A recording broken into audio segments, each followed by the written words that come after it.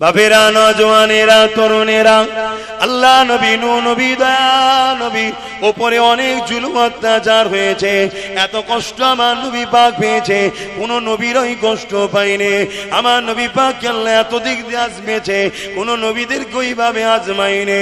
এ যুবকেরা, আল্লাহ যাকে যত বেশি ভালোবাসে দুনিয়া জমিনে আল্লাহ তাকে তত বেশি আজমায় এবং দুনিয়াকে দেখিয়ে দেয় আমার বন্ধুকে যদি আমি এত পরীক্ষা নিই তাহলে তোদেরকে পরীক্ষা নেব তো বটে, কিন্তু তোদের পরীক্ষা হালকা নিচ্ছি, এই হালকা পরীক্ষায় তোরা বিগড়ে যাচ্ছিস। তাহলে তোরা যে আমাকে ভালোবাসিস বলি, এই ভালোবাসাটা তোদের ছলনা ছিল, এই ভালোবাসা তোদের নাটক ছিল। ভালোবাসা যদি সত্য হয় তাহলে তোদের তো দিলে শাহাদাতের তামান্না দরকার। আল্লাহর ঘরের জন্যে, মসজিদ মাদ্রাসার জন্যে, কবরস্থান, ঈদগাহ, খানকার জন্যে আমি জীবন দিয়া পছন্দ করব, এই অন্যায় কানুনকে মেনে নিতে পারবো না। আমি জীবন দিয়া পছন্দ করব, পুলিশের থানার জুলুমকে ভয় করব না। আমি জীবন দিয়া পছন্দ করব, কারো নিষেধকে আমি মানবো না, কেননা এটা আমার অধিকার। যেমন দেশ দিয়েছে তেমন পাশাপাশি এটা আমার ইমানি দায়িত্ব। আমার মসজিদের জন্য আমাকে কথা বলতে হবে, আমার মাদ্রাসার জন্য আমাকে কথা বলতে হবে, আমার কবরস্থান, আমার ঈদগাহর জন্য কথা বলতে হবে। শুধু কথা নয়, এই জায়গাকে আবাদও আমাকে করতে হবে, এই জায়গাতে যুবকদেরকে ভিড় করতে হবে, এই জায়গাতে তোমাদেরকে আসতে হবে। কোরআনের মাহফিলগুলোকে আরো বেশি বেশি করে করতে হবে, শুধু করলে হবে না, ওই মাহফিলকে আবাদ করতে হবে।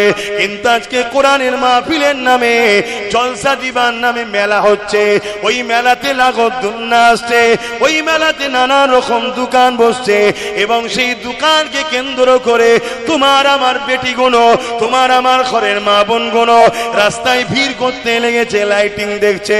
আর দূর থেকে কিছু চরিত্রহীন ছেলে এই সুযোগে এসে তোমার আমার বোনের দিকে নানা রকম নজরে তাকাচ্ছে, ইফটিজিং করছে, নোংরা কথা বলছে।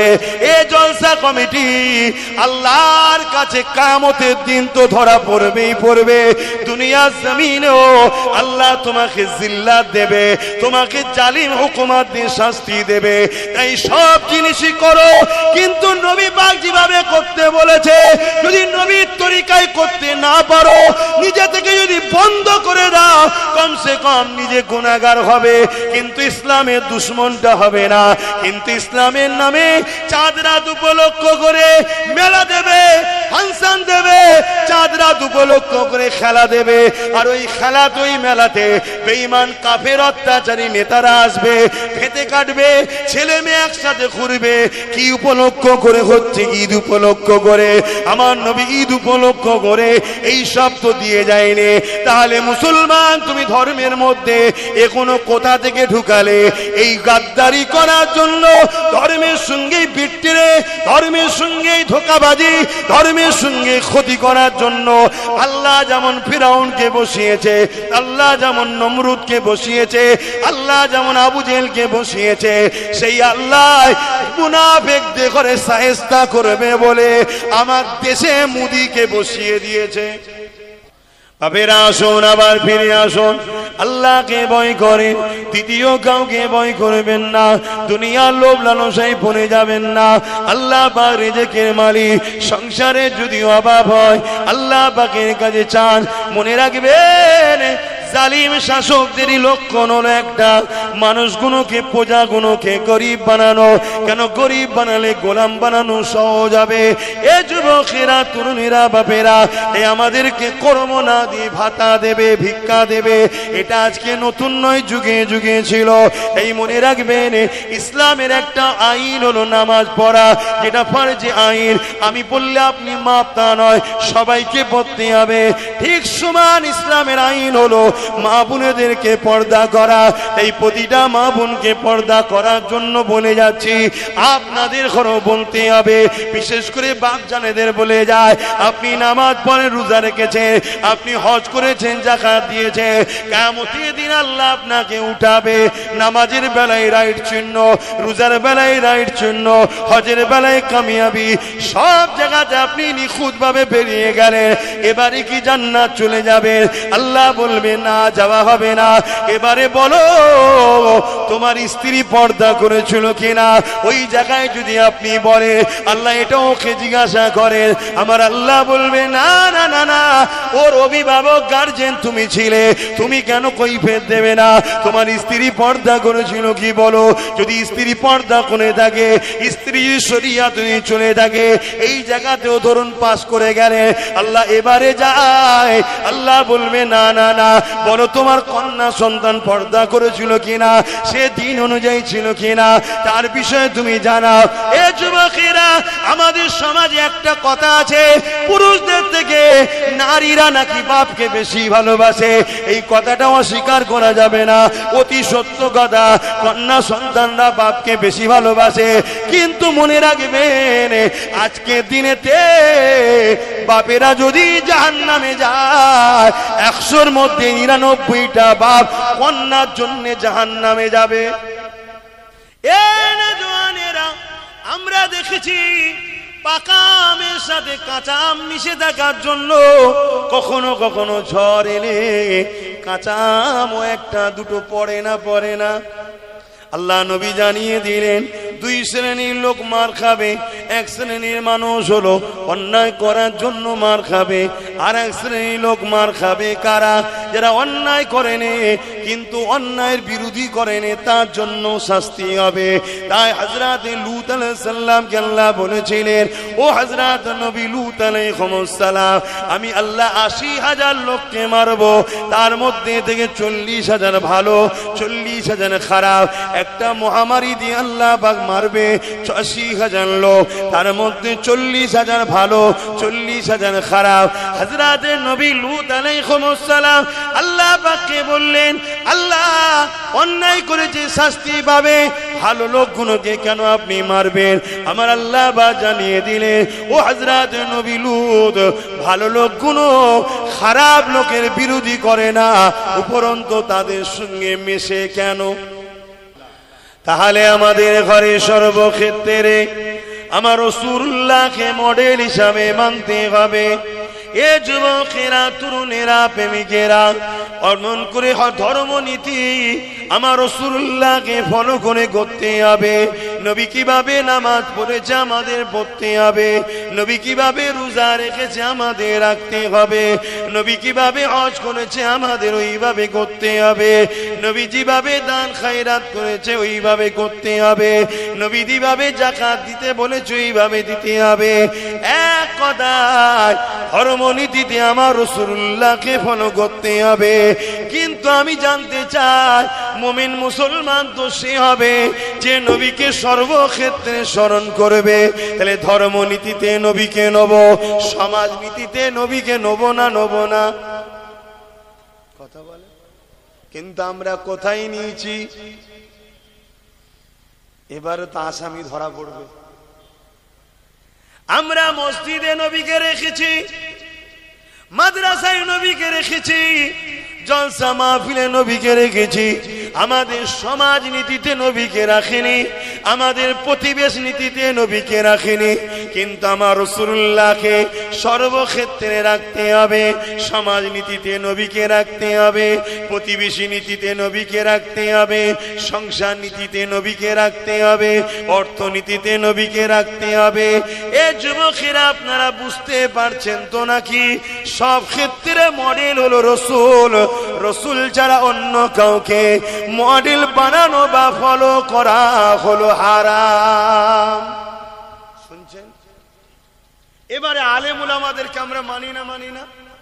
কেন মানি?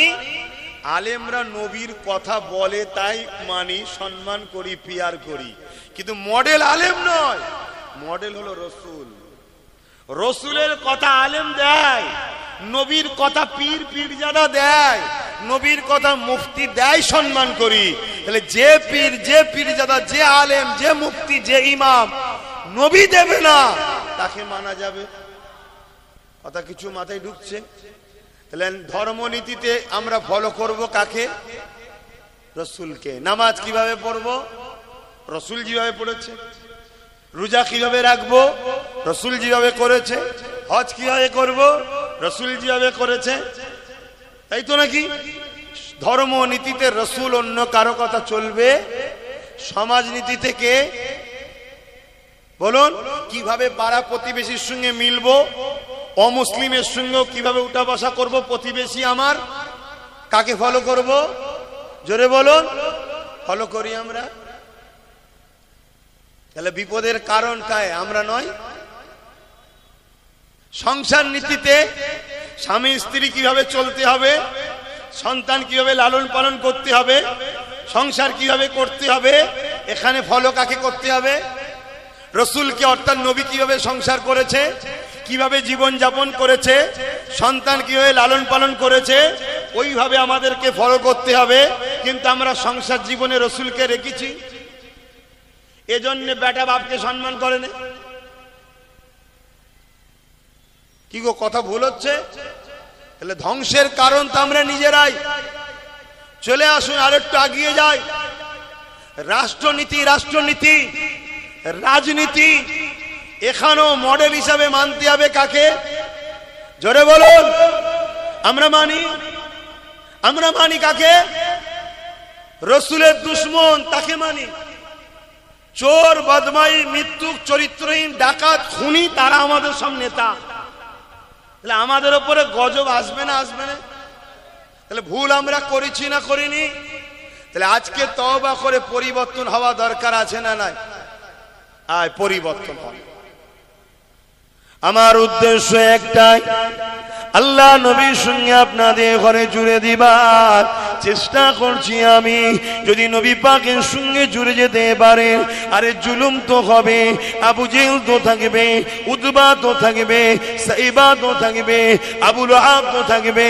যদি উমাইয়া না থাকে, বেলাল যে আল্লাহ রসুলকে ভালোবাসে, কতটা ভালোবাসে, এ ওয়াজ যে তোমাকে আমরা শোনাই, এ ওয়াজ তাহলে কি করে শোনাবো? দুনিয়া কি করে জানবে প্রেমিক কাকে বলে? এ যুবকেরা, তরুণীরা, বাপেরা, এই জালিম আল্লাহ পাক পাঠায় মুমিন মুমিনাদের ইমানের পরীক্ষার জন্য। ওই জালিম আল্লাহ পাঠায় মুনাফিক দিগকে শাস্তি দিবার জন্য। এ যুবকেরা, তরুণীরা, বাপেরা, আবু জেহেল, উতবা, সাইবারা, উমাইয়া থেকে শুরু করে হযরতে বেলাল হুজুরের উপরে কত জুলুম অত্যাচার করেছিল। হযরতে বেলাল হুজুরকে এমন করে পায়ে দড়ি বেঁধে, কোমরে দড়ি বেঁধে মক্কার বাজারে নিয়ে এসে সবার সামনে জুলুম শুরু করে দিল। এলাকায় মানুষ ভিড় করে ফেললো। সবাই জিজ্ঞাসা করতে লেগেছে, কেন বেলালকে মারতে লেগেছো? বেলাল কি খুন করেছে? না, খুন করেনি। বেলাল কি চুরি করেছে? না, চুরি করেনি। বেলাল কি মারপিট করেছে? না, মারপিট করেনি। তাহলে কেন মারো? সবাই জিজ্ঞাসা করে। উমাইয়া বলতে লেগেছে, এই বেলালকে আমি খরিদ করেছি, আর এই বেলাল নিজের জীবনটা আমাদের কথায় আর চালাইনি, মুহাম্মদ রাসূলুল্লাহর কথাই চালাতে লেগেছে। এই মুহাম্মদ রাসূলের দিকে চলে গেছে, এই জন্য মারতে লেগেছি। ওই সময় সবাই মিলে মারতে লেগেছে।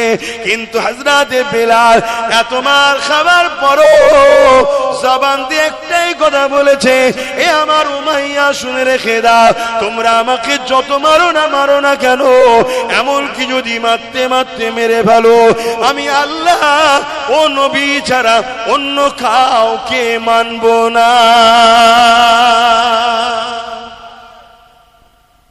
আর আজকে আমাদের ঈমান কোথায় বলো? আমাদের ঈমান কোথায়?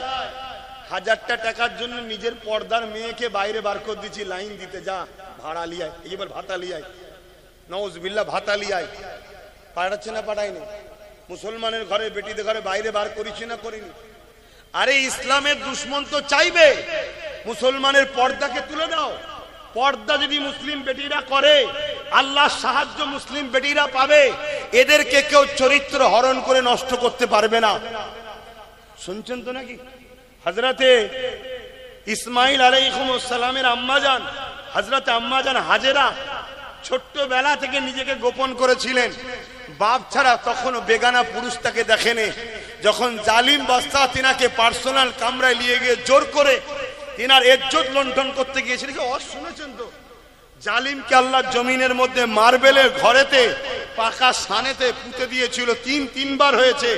লাস্টে আম্মা হাজেরার কাছে ক্ষমা চেয়েছে। জানেন না? জানেন না কেন? আম্মা হাজেরার বেলায় হলো, তোমার ঘরের মেয়ের বেলায় হচ্ছে না কেন? আমার আল্লাহ কি তাহলে আম্মা হাজেরাকে ভালোবাসে, তোমার ঘরের বেটিকে ভালোবাসে না? না, আমার আল্লাহ তখন শক্তিশালী ছিল, এখন দুর্বল হয়ে গেছে। নাউজুবিল্লাহ মিন জালিক। আল্লাহ ক্ষমা চাইছি, বুঝাবার জন্য বললাম। লা হাওলা ওয়ালা কুওয়াতা ইল্লা বিল্লাহ, আল্লাহু সাইয়্যুন কাদির। তিনি কখনো দুর্বল হননি, দুর্বল তিনাকে স্পষ্ট করতে কখনোই পারেন না। জোরে বলুন সুবহানাল্লাহ। কিন্তু আজ আমাদের মা বেটিদের ঘরে বড় প্ল্যানে মেলা দেওয়া হচ্ছে, মুসলিম এলাকায় যাত্রা দেওয়া হচ্ছে, মুসলিম এলাকায় মেলা দেওয়া হচ্ছে, পার্টি থেকে করা হচ্ছে। কেন? যাতে করে মুসলিম মেয়েরা বোরখা পরে হলেও যেন আসে, বোরখা পরে হলেও যেন আসে। এক তো বেপর্দা হয়ে গেলে বেপর্দার শাস্তি পেতিস এবং পাপ জায়গায় যাওয়ার শাস্তি পেতিস, কিন্তু বোরখাকে খারাপ জায়গায় নিয়ে যাওয়ার জন্য, ইসলামকে হারাম জায়গায় জড়ানোর জন্য ওই নারীর ঈমানটাই চলে যাচ্ছে। তাহলে কিভাবে আমাদেরকে বেঈমান বানাচ্ছে বুঝতে পারছেন? কারা বানাচ্ছে? আলেম উলামারা। এক কথা বলছেন না তো? সমাজে যাদেরকে আমরা তুষামতি করে মাথায় তুলি, তারাই তো আমাদেরকে বেঈমান বানাচ্ছে। আমাদের চাকরি দেয় না তারা, আমাদের রুজি রুটি তারা দেয় না, আমাদের খোঁজ খবর রাখে না, আমরা কিছু বিপদে পড়লে সাথ দেয় না। আমাদের ওয়াকফ বিলের জন্য, মসজিদ মাদ্রাসাকে দখল করার জন্য ও যেমন চুরি করার চেষ্টা করছে, ইনি আবার বলছে দিল্লি চলে যাও, এখানে আন্দোলন নয়। এক্ষেত্রে কোনো বেটা আমাদের সাথ দেয় না। দেবে কি? স্কুল বন্ধ কর, মদের দোকান দে। কেন মদের দোকান দেবে? যাতে করে মুসলিম ঘরের যুবক ছেলেটা 10 বার দূরে থাকলেও 11 বারের মাথায় যেন একবার মদটা খেয়ে নেয়। আর মদটা যখনই খাবে ওর শরীরে হারাম ঢুকে গেল, ওই শরীরের রক্তটা হারাম হবে।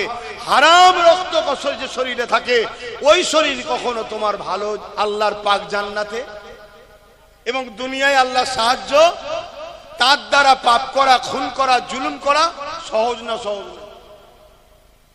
একটা নারী একটা মুসলিম ছেলেকে খারাপ করার জন্য উঠে পড়ে লেগেছে। এসব তো ইতিহাসও আপনারা পড়বেন না, এটা নতুন নয়, যুগ যুগ ধরে চলে আসছে। মুসলিমদের ঘরে পাপ রাস্তায় নামাও। কেন? পাপ রাস্তায় না নামলে এরা আল্লাহর সাহায্য পাবে। আর আল্লাহর সাহায্য যদি পায়, বদরে 313 জন যেমন জিতেছে, এরাও জিতবে। জোরে বলুন সুবহানাল্লাহ। আল্লাহ সাহায্য পেয়েছিল হযরতে সালাউদ্দিন আইবি, মোহাম্মদ বিন কাসেম, তারা আল্লাহর সাহায্যে অল্প সংখ্যা নিয়ে বারবার বিজয় লাভ করেছে। জোরে বলুন সুবহানাল্লাহ। আল্লাহ সাহায্য পেয়েছিল হযরতে খালিদ বিন ওলীদ, মাত্র 3000 সৈন্য নিয়ে 2 লক্ষ রোমের বিরুদ্ধে লড়াই করে আল্লাহ তাকে সেখান থেকে বিজয়ের সাথে, সম্মানের সাথে ঘরে ফিরিয়েছে। জোরে বলুন সুবহানাল্লাহ। ভাবতে পাচ্ছেন 3000 অপর দিকে 2 লাখ? এটা গল্প নয়, এটা বাস্তব। আমরা তো সবসময় ম্যান দেখি, আমরা নিজেরাই বলি আমরা কি করব, আমরা গুটি কত লোক, আমাদের কি হবে, আমাদের হাতে পুলিশ নেই, আমাদের হাতে এই নেই, আমাদের হাতে অস্ত্র নেই, আমাদের হাতে পয়সা নেই, বলি না? বলি না? এইসব ইমানের দুর্বলের লক্ষণ এগুলো। ইমানদার কখনো পয়সা দেখে না, ইমানদার কখনো পুলিশ প্রশাসন দেখে না। ইমানদার দেখে আমি নায়ের ওপরে আছি, আল্লাহ আমার সাথে আছে, চলো, আর কোনো কথা না, ব্যাস এটা দেখে। শুনছেন? পয়সা থাকলেই যদি কামিয়াবি হতো, বড় বড় সেলিব্রিটি যাদেরকে দুনিয়ায় বলে, খেলোয়াড় জগতে যাও, সিনেমা জগতে যাও, যে কোনো জগতে যাও, যাদের দুনিয়া বড় বড় সেলিব্রিটি বলে, তাদের একটা ছেলে দেখাতে পারবে তাদের মতো উপযুক্ত হতে পেরেছে?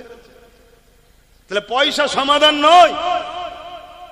সমাধান হলো তোমার আল্লাহর উপরে অগাধ ভরসা রাখতে হবে, ঈমান রাখতে হবে। অন্য কোন ধর্মের জাতি সে কিসের উপরে ভরসা করছো, তোমাকে আমাকে ডিপেন্ড করলে হবে না।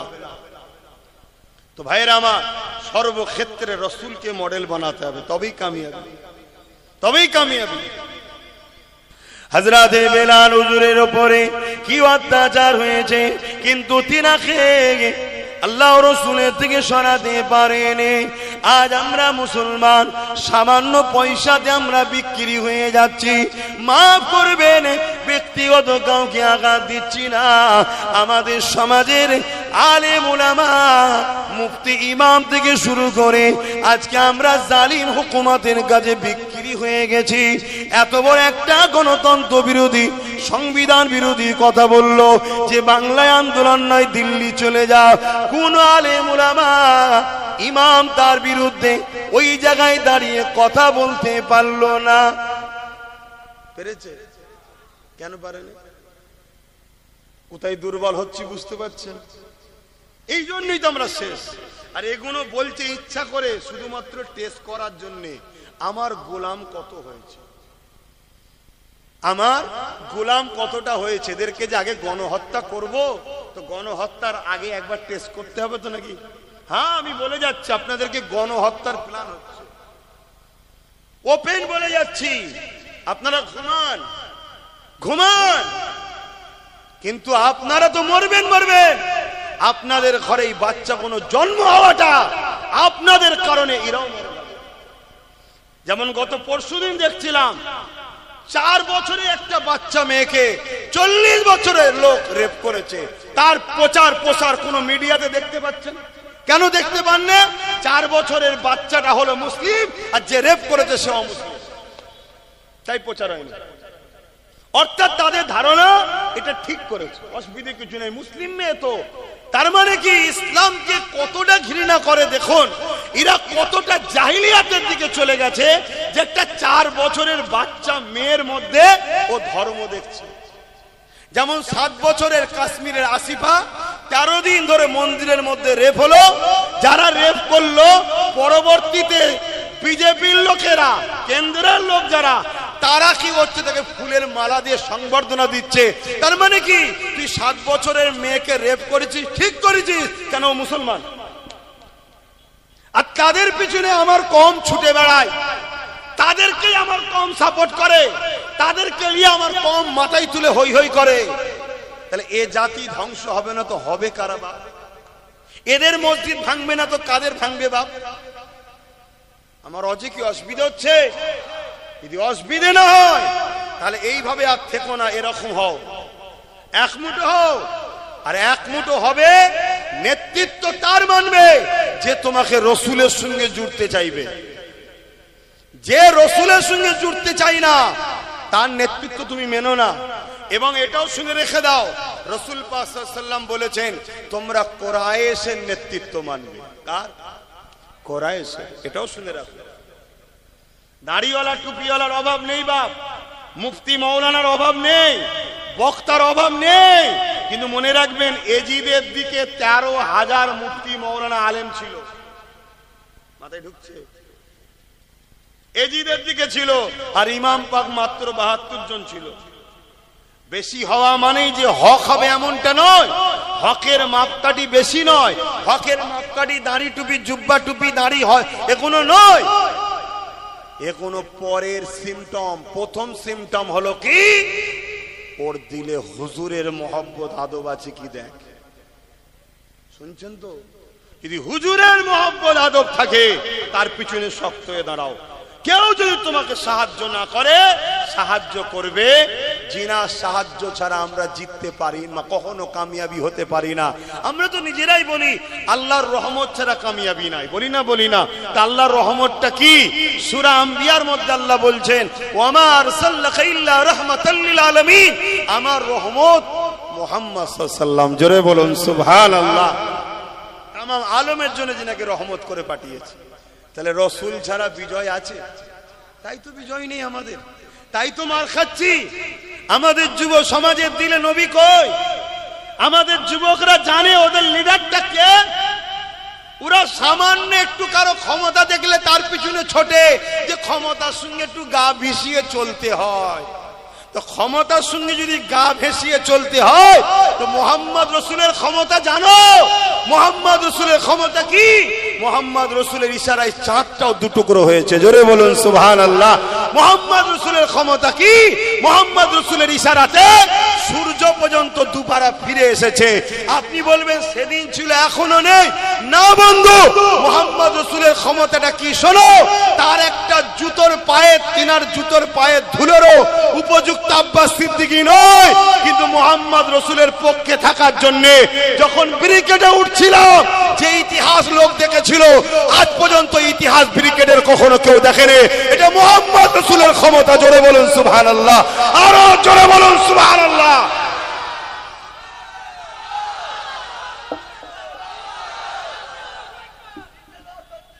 মোহাম্মদ রসুলের ক্ষমতা জানো নাকি?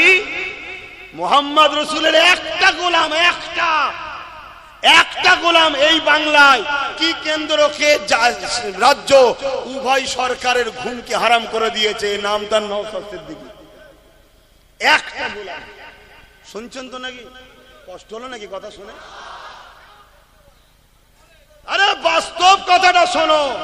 তুমি কার পিছনে ছুটছো? তুমি কোন মুসলমানকে কম্পেয়ার করছো? হ্যাঁ, হজ হাউসের মধ্যে মদের বোতল পাওয়া যাচ্ছে, যেখানে মদ থাকে সেখানে নারী জাইনের কি মানে আছে? সেখানে তুমি এহরাম বেঁধে হজ করতে যাচ্ছ? তাহলে তোমার হজটাকে, এত পবিত্রটা জিনিসটাকে রাজ্য সরকার কিভাবে তুচ্ছ করছে বুঝতে পারছো না? কথা মাথায় ঢুকছে? আমার কথায় আপনারা বেজার হচ্ছেন কেন? আমার মুসলমানের মধ্যে কিছু মুসলমান আছে কেন্দ্র সরকারের বিরুদ্ধে বলো, রাজ্যের বিরুদ্ধে বলা, তার মানে কি ও মূলত কেন্দ্র সরকারের বিরোধী, রাজ্য সরকারের দালাল। আর আমরা বলবো অন্যায়ের বিরুদ্ধে, সে কেন্দ্র হোক আর রাজ্য হোক আর আমেরিকা হোক আর প্যালেস্টাইন কি বলে ইসরায়েল হোক, অন্যায় যে করবে সে যদি আমার মায়ের পেটের ভাই নওশাদও যদি অন্যায় করে, তার বিরুদ্ধে আব্বাসকে বলতে হবে, তবেই আব্বাস মোহাম্মদ রসুলের গোলাম হবে। যে আমার ভাই হয়, ও অন্যায় করছে, করুক যে যায় না, অন্যায় অন্যায়। শুনছেন না শোনেন না? তো ভাইরা আমার, এখনো সময় আছে, আমি আবার বলছি এখনো সময় আছে, পরিবর্তন হন, এখন অ্যাক্টিভ হন, একটাই কথা বলুন, আমরা কারো পক্ষে নয়, কারো বিরুদ্ধে নয়, যে আমাদের ভাগিদারি দেবে আমরা তার সাথে আছি। ভাগিদারি ভাড়া নয়, ভাতা নয়, দালালি নয়, পাওনার হিস্সা। শুনছেন তো নাকি? আমার কথায় কষ্ট পেয়েছেন? এই মসজিদকে যদি বাঁচাতে চান, এই মাদ্রাসাকে যদি বাঁচাতে চান, কবরস্থানকে যদি বাঁচাতে চান, আল্লাহ দ্বীনকে যদি মাথা তুলে পালন করতে চান, যারা বাধা হয়ে দাঁড়িয়েছে মসজিদের বিরুদ্ধে, মাদ্রাসার বিরুদ্ধে, কবরস্থানের বিরুদ্ধে, আল্লাহ দ্বীনের বিরুদ্ধে, এই যুবকেরা 10 দিন 12 দিন ধরে রাস্তা আটকে বিভিন্ন ধর্মের মানুষেরা ধর্মীয় কাজ করছে। হ্যাঁ, দেশ সবাই করবে, তার বেলায় কোনো আপত্তি নাই। 5 মিনিটের নামাজের জন্য রাস্তার উপরে দাঁড়ালে যারা ফাইন করবে বলছে, এই ক্ষমতা দ্বারা কোথা থেকে পেল? জলসা করতে গেলে বলছে পারমিশন দেব না, জলসা করতে দেব না, দিনের আলোচনা করতে দেব না। এই প্রশাসন এই কথাটা বলছে, এই ক্ষমতাটা পেল কোথা থেকে? তোমাকে আমাকে ভাবতে হবে, এই পাওয়ারটার নাম হলো রাজ পাওয়ার। তাদের কাছে রাজ পাওয়ার আছে, এই ক্ষমতা দিয়ে আমার মসজিদের বিরুদ্ধে আইন করেছে, রাজ পাওয়ার আছে, কবরস্থানের বিরুদ্ধে আইন করেছে, রাজ পাওয়ার আছে, তাই তারা এমন করে মাদ্রাসাকে মিটাতে চাইছে। আজকে সুপ্রিম কোর্টে কেস চলছে, তাই তো নাকি? আবার এই কেস নিয়েও কত নাটক হচ্ছে জানেন? আমি হাসবো না কাঁদবো? কিছু লোক দেখি খালি খামাকায় সুপ্রিম কোর্টে ঘুরতে যাচ্ছে, যে ফটো তুলে ছেড়ে বলছে কেস করে দিয়েছে, মানে সমাজের কাছে আমি হুজুর হব, নেতা হব। শুনছেন তো নাকি? অথচ নেটে সার্চ করো, ওয়েবসাইট আছে তো, সুপ্রিম কোর্ট ওয়েবসাইট আছে, ওয়েবসাইটে সার্চ করো, তাদের নাম নেই। তাহলে এটা 2 নম্বরই তো। এইভাবে যদি আমার কওমের মাথায় বসে মোল্লা মৌলী সাহেবদের একটা অংশ 2 নম্বরই করে, তাহলে এই জাতি ধ্বংস তো হবে ভাব। আর তাদের ঘরে যদি আমরা আপন মনে করেলি বিপদ আছে না? খুব ভালো তাহলে শোনে, তাহলে কেসটা চলছে সুপ্রিম কোর্টে, তাই তো নাকি? কিন্তু উত্তরপ্রদেশে অলরেডি মসজিদ, মাদ্রাসা, কবরস্থান বোল্ডুজার দিয়ে সব ভেঙে শেষ করে দেওয়া হচ্ছে। তা সুপ্রিম কোর্ট মানছে? মানছে? তাহলে কোন পাওয়ারে মানে না? জোরে বলুন, জোরে বলুন। ও ভালো বোঝো, আছে তোমাদের রাজ পাওয়ার? বলো তোমাদের রাজ পাওয়ার আছে? এখন কেউ যদি বলে কেন নেই, কে বলেছে? আমাদের তো দিদি আছে। কে বলেছে মমতা তোমাদের? মমতা যদি তোমাদের হয় তাহলে যখন আমার রাসূলুল্লাহর বিরুদ্ধে কথা হলো এই বাংলায় আন্দোলন করার সময় কেন বলেছিল দিল্লি চলে যাও? বলেছিল না বলেন? মমতা যদি তোমাদের হয় তাহলে ওয়াকফ আন্দোলন এই রাজ্যে হবে বিজেপির বিরুদ্ধে আন্দোলন, তাই তো নাকি? ওয়াকফটা তো বিজেপি আইন করেছে, ওর বিরুদ্ধে আন্দোলন। তুমি যদি সত্যি বিজেপির বিরোধী হও তোমার তো উচিত এদের সাথ দেওয়া, এরা আরো বেশি করে বিরোধী করুক, তোমারই তো ফায়দা হবে। না না, আমিও তো চাই মসজিদ মাদ্রাসা শেষ হোক। কেন? বিজেপিও যার ইশারায় চলে, আমিও তার ইশারায় চলি। আমাদের মেন অফিস হলো নাগপুরে। বুঝছো না? বুঝুনি? এবারে যদি কোনো বন্ধুর আমার কথায় সমস্যা হয় আমি তাকে ঠান্ডা মাথায় বলবো একটু মন দিয়ে শোনো, শোনার পরে যদি মনে হয় লিবার নেবে নাই বাদ দেবে। আচ্ছা, বিজেপি ওয়াকফ কালা কানুনে কি কি আইন করেছে জানেন আপনারা? হ্যাঁ, সব বলার তো সময় নেই এখন, একটা শুধু বলছি। তার মধ্যে একটা আইন করেছে যে ওয়াকফ কমিটির মধ্যে, বোর্ডের মধ্যে অমুসলিমকে রাখতে হবে। তা আমার মসজিদ কমিটি, মাদ্রাসা কমিটি, কবরস্থান কমিটি, ধর্মীয় কমিটিতে অমুসলিম থেকে কি করবে?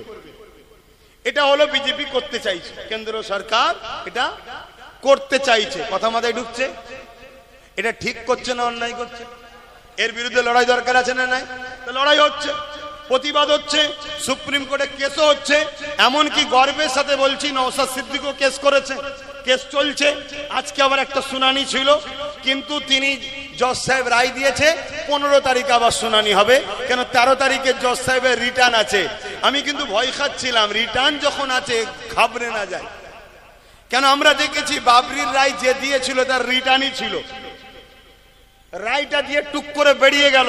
তো যাক, এই জজ সাহেবকে ধন্যবাদ জানাই যে দেশের সংবিধানকে আপনি মান্যতা দিয়ে আপনি আরো শোনার জন্য সুযোগ দিয়েছেন।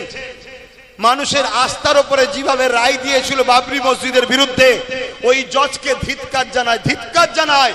সংবিধানের বিরোধী কাজ করেছে ওই জজ সাহেব, কিন্তু এই জজ সাহেব তিনি যথেষ্ট সংবিধানকে মান্যতা দিয়ে আগামী দিন ঠেলে দিয়েছে, তাই তেনাকে ধন্যবাদ জানাই। মনে রাখবেন, জজ সাহেব একটা মানুষ, তিনিও যদি সংবিধান বিরোধী কাজ করে সেও কিন্তু আমাদের আপন নয়। কেন? দেশ আগে, সংবিধান আগে, জজ আগে নয়। মাথায় ঢুকছে না? ঢুকে নেই? আমাদের মধ্যে একটা প্রচলন আছে, কোর্ট যখন বলে দিয়েছে আর বলা যাবে না, এটা ভুল কথা। সংবিধান বিরোধী যদি রায় হয় মানা যাবে না। সংবিধানের পক্ষে হলে আব্বাসের ঘাড়কে মানতে হবে। শুনছেন না? সুপ্রিম কোর্ট রায় দিয়েছে 15 তারিখে আবার শুনানি হবে। শুনছেন তো? তো আমরা অপেক্ষায় থাকবো। আন্দোলন বন্ধ করে ঘুমাবো তো নাকি? ঘুমাবেন না? কেন? অনেকে তো আন্দোলন বন্ধ করে দিয়েছে। কেন? দিদি বলে দিয়েছে আমি তো বাংলায় করতে দেবো না, কেন আন্দোলন করছিস, তাই বন্ধ করে দিয়েছে, দিয়ে সব ঘুমোচ্ছে। ঘুমোলে হবে? আন্দোলন বাড়াতে হবে। আর আহলে সুন্নাত ওয়াল জামাতের ছেলেরা আন্দোলন করতে যাচ্ছে, প্রশাসন গাড়ি ভর্তি লোক নিয়েছে, বন্ধ করে দিচ্ছে। কেন? আমি তো রোডে আন্দোলন করিনি, আমার ছেলেদেরকে বলেছি রোডে নয়। কেন? রোড সবাই যাতায়াত করছে, যারা যাতায়াত করছে তারা কি আইনটা তৈরি করেছে নাকি? আমাদের লড়াই কি হিন্দুদের বিরুদ্ধে, আদিবাসী সাঁওতাল বাগদি কোনো মানুষের বিরুদ্ধে না? আমাদের লড়াই কেন্দ্রের জালিম সরকার যে বিল করেছে তার বিরুদ্ধে, ঠিক তো নাকি? কেন? সে বিলটা করেছে এক ধর্মের বিরুদ্ধে, দ্বিতীয় হলো সংবিধান বিরোধী আইন তৈরি করেছে। অতএব আমার দেশের সংবিধানকে যে মানবে না সে দেশের মাথায় বসে আছে, তো কি হয়েছে? তার বিরুদ্ধে আমরা বিরোধী করব, ঠিক না বেঠিক? কেন? দেশ আছে, সংবিধান আগে, দেশের প্রধানমন্ত্রী আগে নয়। প্রধানমন্ত্রী কত এসছে, মরে গেছে, কত চলে গেছে, এ বেটা আছে, কাল চলে যাবে, অন্য কেউ বসবে। কিন্তু দেশ ভারতবর্ষ চলবে ডক্টর বাবা সাহেব আম্বেদকরের লিখে যাওয়া সংবিধান। এই দুটোর বাইরে সে প্রধানমন্ত্রী হোক আর সিএম হোক, জেলার সাহেবই হোক, অন্যায় করলে তার বিরুদ্ধে কথা বলতে হবে। এর নাম হলো ভারতীয়, এর নাম হলো দেশপ্রেমী। বলবেন না? বলবেন না? তাহলে কি আইন করতে চাইছে? অমুসলিমকে ঢুকাতে হবে। মন দিয়ে শোনেন। আচ্ছা বলুন তো ভাই, মুসলমানদের ওয়াকফ সম্পদ আছে, হিন্দু ভাইদের কি কোনো ধর্মীয় সম্পদ নাই? হ্যাঁ আছে, দেবত্ব সম্পদ। এটা হিন্দু ভাইদের বুঝানো দরকার আছে না নাই? আপনাদের ঘরেই বুঝাতে হবে যে ভাই এটা শুধু আমাদের ব্যাপার নয়, এটা সবার ব্যাপার। কেন? আপনারা জানেন 2023-এ আদিবাসীদের জল জঙ্গলের সম্পদকে কেন্দ্র সরকার কেড়ে নিয়েছে। 2025-এ আমাদের সম্পদের বিরুদ্ধে আইন তৈরি করেছে। তা 2000 এর পরে দেবত্ব সম্পদের উপরে হাত দেবেন এর কি মানে আছে? অতএব আসুন আমরা সবাই এক হয়ে আন্দোলন করি। এটা সর্বধর্মের মানুষকে বুঝাতে হবে এবং এই আইনটা সংবিধানের বিরুদ্ধে। কেন? আইনে আছে যে ধর্মের মানুষ সে ধর্মের সম্পদের কমিটির রক্ষণাবেক্ষণ তারা হবে, এটা হচ্ছে আইন। তাই হিন্দু ভাইদের দেবত্ব সম্পত্তির যে কমিটি আছে তার মধ্যে লেখা আছে ও হিন্দু থাকতে পারবে না। ভুল লিখেছে না ঠিক লিখেছে? ঠিকই লিখেছে। তার ধর্মের ব্যাপারে মুসলমান ঢুকে কি করবে? সেখানে সেখানে মন্দিরের ব্যাপার রয়েছে, তার ধর্মীয় কালচারের ব্যাপার রয়েছে, আমরা কি বুঝি?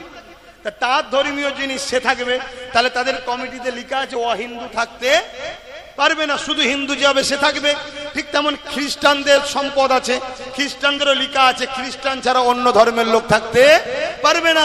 প্রত্যেকের এরকম সিস্টেম আছে। ঠিক তেমনই মুসলমানদেরও লেখা আছে মুসলমান ছাড়া অমুসলিম ওয়াকফ বোর্ডে ঢুকতে, জোরে বলুন, পারবে না। এই আইনটাকে বাদ দিয়ে, সংবিধানের এই ধারাটাকে বাদ দিয়ে জোর করে গায়ের জোর সংখ্যাগরিষ্ঠতা দেখিয়ে বিজেপি আইন তৈরি করছে কি ওর মধ্যে অমুসলিম ঢুকবে ওয়াকফের মধ্যে, বাকি সব ধর্মের যা আছে থাকবে, শুধু মুসলমানদেরটাই ঢুকবে। কথা বুঝছেন তো নাকি? এটা অন্যায় করছে না করেনি? একটু সাড়া দেবেন তাড়াতাড়ি। অন্যায় করছে, তাহলে এই অন্যায়ের বিরুদ্ধে কেস চলছে। সুপ্রিম কোর্টের জজ সাহেব যথাযথ প্রশ্ন করেছে কি তোমরা আজকে ওয়াকফে অমুসলিম ঢুকাচ্ছ, তাহলে অন্য সম্পদে মুসলমান ঢুকাবে তো? সুপ্রিম কোর্ট জিজ্ঞেস করেছে। চড় খেয়েছে আইনের, চড় খেয়েছে কেন্দ্র সরকার, আইনের চড় খেয়ে মুখ ভুতা করে পালিয়ে গেছে। কথা বুঝে আসছে তো? সেই জায়গাতে এটা অন্যায়, এর জন্য আন্দোলন আরো অনেক ভয়ানক ভয়ানক করেছে। কিন্তু আমি আপনাদেরকে একটা তথ্য দেবো আজকে, বলবো না থাকবে, কষ্ট হবে না তো কারো? তাহলে কেন্দ্র সরকার অমুসলিমকে ঢুকাবার জন্য আইন করেছে, সুপ্রিম কোর্ট সেটাকে রুকে দিয়েছে। এখনো কি ঢুকাতে পেরেছে? জোরে বলেন, পারেনি। কিন্তু পশ্চিমবাংলা সরকার 2024-এ পশ্চিমবাংলা ওয়াকফ বোর্ডে দুটো অমুসলিমকে ঢুকিয়ে দিয়েছে।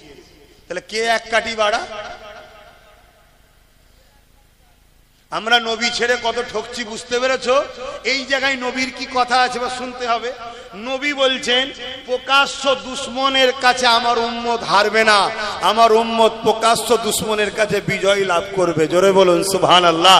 আমার ভয় হয় আমার উম্মতকে বন্ধু সেজে পিছন থেকে ছুরি মারবে ধোঁকাবাজ মুনাফিকরা, আমার উম্মতকে শেষ করবে। তার প্রমাণ দেখুন, প্রকাশ্য দুশ্মনী করতে গেছে, কেস চলছে, বিশাল লড়াই পুরো দেশ জুড়ে চলছে। আর দেখুন ঘুমটা দিয়ে চুপি চুপি ঢুকিয়ে দিচ্ছে দুজনকে। শুনছেন তো নাকি? কষ্ট হলো, মনে কষ্ট হলো। যদি তোমার কাছে মসজিদ মাদ্রাসা আগে হয় তাহলে আব্বাস সিদ্দিকীর কথা কষ্ট হবে না।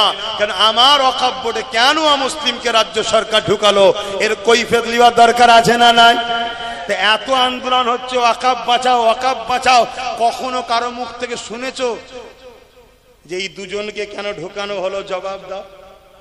তাহলে এরা আন্দোলন করছে এর পক্ষে ওর বিরুদ্ধে। এরা মোটেও আল্লাহর জন্য আন্দোলন করেনি, এরা এর দালালি করছে, ওর বিরোধী করছে। কেন এর দালালি করছে? এ ওয়াকফ থেকে কিছু কিছু দেয়, তুইও খা আমি খাই, তুই খা আমি খাই, গরিব যেন না পাই। অ্যাকচুয়ালি ওয়াকফটা তো গরিবদের। শুনছেন না শোনেন না? এই যে আপনাদের পাশে পীর আব্বাস আলী গোরাচাঁদ হুজুরের মাজার হাড়ুয়ায় 900 বিঘে জায়গা, তার মধ্যে মাত্র আছে 3.25 বিঘে, 3 বিঘেও নয়, আমি রাউন্ড ফিগারে 3 বিঘেই ধরছি। তাহলে 900 থেকে 3 বিঘে থাকলে বাকি কত বিঘে হারিয়েছে? 900 বিঘে থেকে চাচা 9 বিঘে নয় আব্বা, 900 বিঘে থেকে 3 বিঘে আছে, 897 বিঘে এই পশ্চিম বাংলা সরকারের নেতা মন্ত্রী আমলা চামলারা সব ঝেড়ে খাচ্ছে, তাহলে এরা কি ওয়াকফের বিরুদ্ধে? এই ওয়াকফ কালাকানুনের বিরুদ্ধে এরা মনে হচ্ছে? মাথায় ঢুকছে না ঢোকে নে? আব্বাস সিদ্দিকীর জলসা কেন রুকা হয় বুঝতে পারছেন? হ্যাঁ, আমার জলসা রুকা হয় এই কারণে যে এ তো শুধু কেন্দ্রের বিরুদ্ধে বলবে না, এ তো আমার দুর্নীতিটাও বলবে। অতএব ওকে রোখো, ওকে আসতে দিও না, ওকে আটকাও, ও জলসা করতে দিও না। কিন্তু আমি জানি যদি একটা দরজা কেউ বন্ধ করে, আমি জিনার হয়ে কথা বলছি, তিনি 1000টা দরজা খুলতে পারে। জোরে বলুন সুবহানাল্লাহ। তিনি কে? জোরে বলুন কে? অনেক জালিম অনেক জায়গায় আমাকে জলসায় ঢুকতে দেয়নি, শুনছেন তো? এখন সেসব জালিম জেলের খাঁচার মধ্যে আছে, এখন সেখানে সব দাওয়াত করছে। আমি ঘুরে এসি, কেন শয়তান তখন জেলে আছে, এই সুযোগে ঘুরে এসি। তাহলে আরো কোন জায়গায় কেউ যদি আমায় রোকে, আল্লাহকে বলবো তাদেরকেও তুমি খাঁচাই ভরে দাও, একটু যাওয়ার শখ যেচ্ছে যাই। কি আমি তো আল্লাহকে বলবো, তা আল্লাহ যখন সময় হবে আমাকে ওই এলাকায় নিয়ে যাবার, আল্লাহ ঠিক জালিমকে খাঁচাই ভরে দেবে, আর না একেবারে কাফন পরিয়ে দেবে, যা চলে যা, একেবারে চলে যা। কথা শুনছেন না শোনেন নে? কিন্তু আল্লাহ যদি হুকুম না থাকে আমি যেতে পারবো? খোদার বিনা হুকুম ছাড়া গাছের পাতা লড়ে? জোরে বলুন। তা খোদার বিনা হুকুম ছাড়া যদি গাছের পাতা না লড়ে, তাহলে মিশরে ফেরাউনকে রাজা বানিয়েছিল কে? নমরুদকে রাজা বানিয়েছিল কে? সাদ্দাতকে, আবু জেহেলকে, উদবাকে, সাইবাকে কে বানিয়েছে? আবু জেহেলকে ক্ষমতা দিল আল্লাহ, আর সেই আবু জেহেল কষ্ট দিচ্ছে নবী আল্লাহর বন্ধুকে। কথা মাথায় ঢুকছে? কি ব্যাপার? রহস্য কি? রহস্যটা কি? আমার আল্লাহ বলছে তোদের প্রেম আর আমার প্রেম আলাদা। আমি যাকে যত ভালোবাসি, দুনিয়া তার জন্য তত কঠিন পরীক্ষা নিই। জোরে বলুন সুবহানাল্লাহ।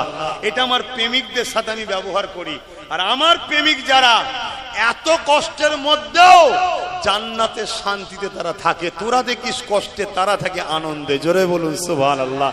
নাই বলুন তো ভাই, আজকে আমার দুশ্মন বাড়ছে না বাড়ে না? কত জায়গায় বিরোধী, কত বাধা, কত সমস্যায় পড়ছি না পড়িনি? কিন্তু আমি যা আরামে আনন্দে আছি, এটা আপনাকে ভাষায় বুঝাতে পারবো না। এই হক কথা বলা, নাই কথা বললে যে কি তৃপ্তি পাওয়া যায়, কি শান্তি পাওয়া যায়, একটা কেউ কখনো বলেনি আমাকে ভাড়াটিয়া দালাল। শুনছেন তো নাকি? খুব মন দিয়ে শুনবেন বাপ, কথাগুলো বুঝবেন। তাহলে আল্লাহর পক্ষে থাকবেন তো, নবীর পক্ষে থাকবেন তো, তাহলে কষ্ট তো হবে, পরীক্ষা তো নেবে। কিন্তু মুনাফিক যদি হও, দুনিয়াতেও কষ্ট, আখিরাতেও কষ্ট। বাপেরা, নজওয়ানেরা, তরুণেরা, আল্লাহ নবী, নবী, দয়া নবী ওপরে অনেক জুলুম অত্যাচার হয়েছে, এত কষ্ট আমার নবী পাক পেয়েছে, কোন নবীর ওই কষ্ট পাইনি। আমার নবী পাক আল্লাহ এত দিক দিয়ে আজমেছে, কোন নবীদের ওইভাবে আজমাইনি।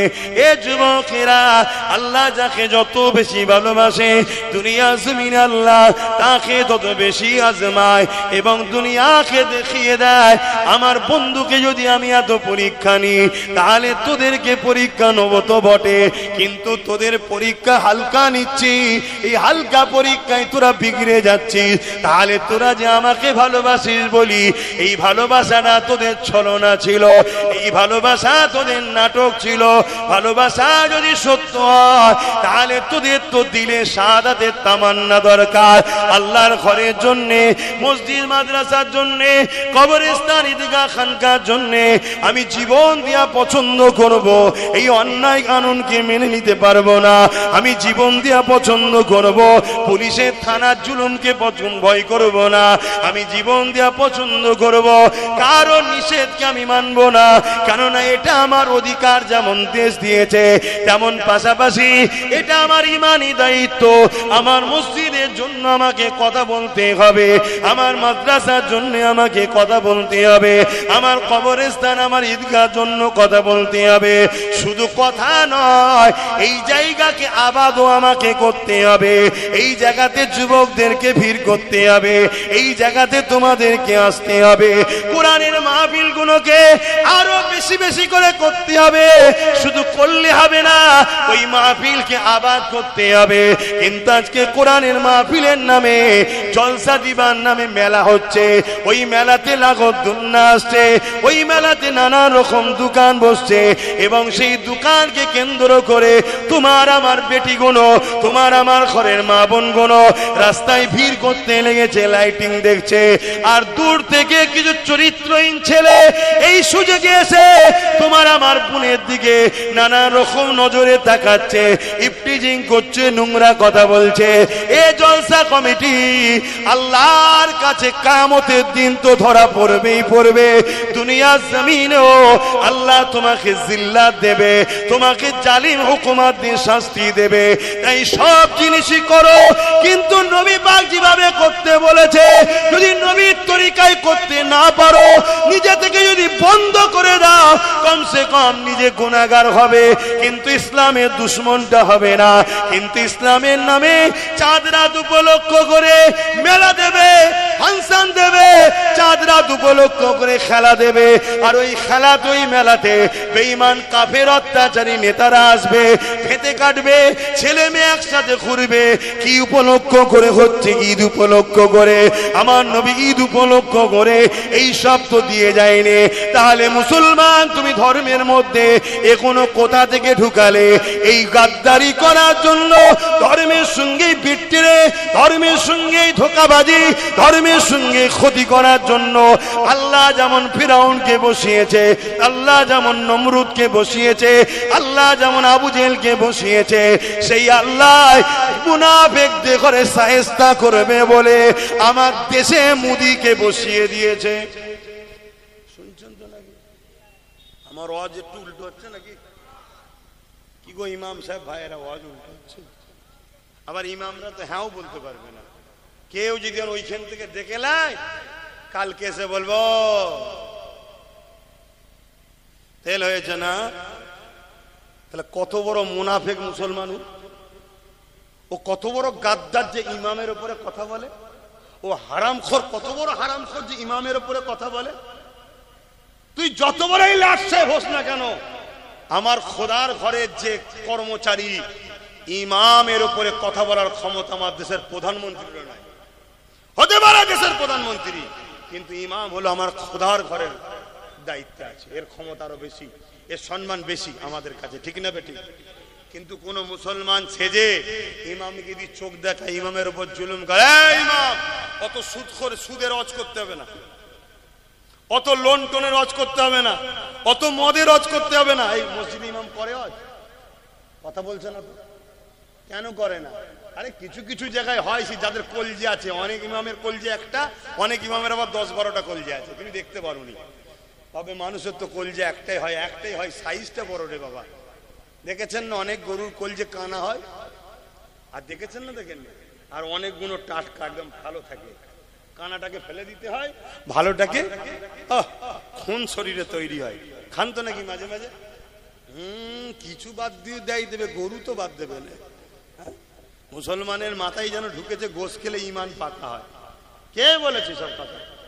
হ্যাঁ, আমরা মুহাম্মদ রসুলের উম্মত। হ্যাঁ, আল্লাহ হালাল করেছেন, খাবেন, আমি ওর বিরুদ্ধে নাই। কিন্তু আজকাল যে আমাদের শরীরের টেম্পার, এই শরীরে কিন্তু ওই প্রোটিন হজম করার ক্ষমতা নাই। তাই কখনো সখনো হালকা ফুলকা খেলেন। আবার আমাদের যা রান্না করে মুসলমানরা, তরকারির উপরে 1 ইঞ্চি সুরো, মানে তেল। শুনছেন তো? বলে হুজুর আবার খাওয়ার পিছনে চলে গেল। দাদা খাওয়াটা বাদ দিলাম, যা খাওয়াটা বাদ দিয়ে দিলাম। লেন, এই তোদের 3 জনের কি হয়েছে রে? কি সমস্যা হয়েছে? দেখেছি তাও পালাচ্ছে কেমন, দেখেছিস? ওদের 3 জনের কি একসাথে কিছু চাপ লেগেছে নাকি? কি সমস্যা হলো 3 জনের? আমার অজে কষ্ট হলো। তাহলে একসাথে 3 জন মিলে কোথায় যাচ্ছে? না বুদ্ধির গোড়ায় ধোঁ দিতে যাচ্ছে? আবার একবার আছে তো, তওবা তওবা তওবা তওবা। এই মুখে তুমি আগুন দাও, যে মুখে তুমি আল্লাহকে ডাকো, নবীকে ডাকো। খবরদার এসব কাজ করবে না। হারাম জিনিস, মুবাহ জিনিস, অপছন্দনীয় জিনিস খাবে না, হালাল জিনিস খাও। কত কি আল্লাহ খাদ্য করেছে হালাল। হারামের থেকে হালাল খাদ্য দ্বিগুণ বেশি আল্লাহ করেছে, জোরে বলুন সুবহানাল্লাহ। কিন্তু আমরা হালাল ছেড়ে দিয়ে হারামের পিছনে ছুটছি। হাই রে হাই রে, আমাদেরকে কিভাবে ধ্বংস করা হচ্ছে। তো কোন কথা বলতে গিয়ে চলে গেলাম? হ্যাঁ, কোন কথা বলছিলাম গো, বলবেন? শুনছেন তো নাকি? তো খাবার কথাটা শেষ হয়েছে, খাবার কথা এলাম কেন? খিদে লেগেছে তাই? বাপেরা নওজওয়ানেরা আবার বলে যায় আল্লাহ পাক জালিম হুকুমাতকে বসায় দুই কারণে।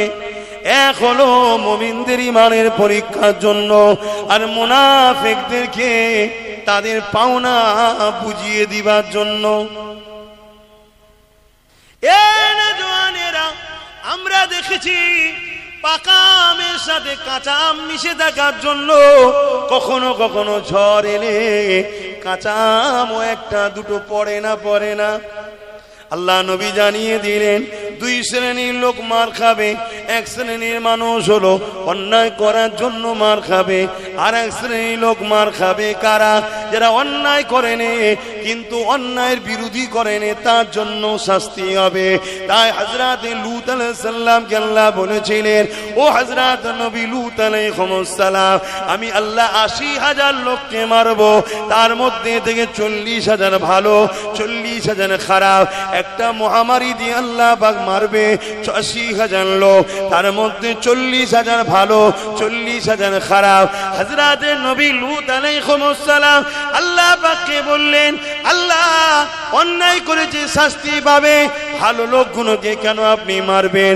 আমার আল্লাহ পাক জানিয়ে দিলেন, ও হযরত নবী লূত, ভালো লোকগুলো খারাপ লোকের বিরোধী করে না, উপরন্তু তাদের সঙ্গে মেশে কেন? শুনছেন? মার আমরা কেন খাচ্ছি? হয়তো অবশ্যই ইনশাল্লাহ আমরা ইমানদার, বলুন না ইনশাল্লাহ, সন্দেহ নাই। তারপরও মার খাচ্ছি কেন?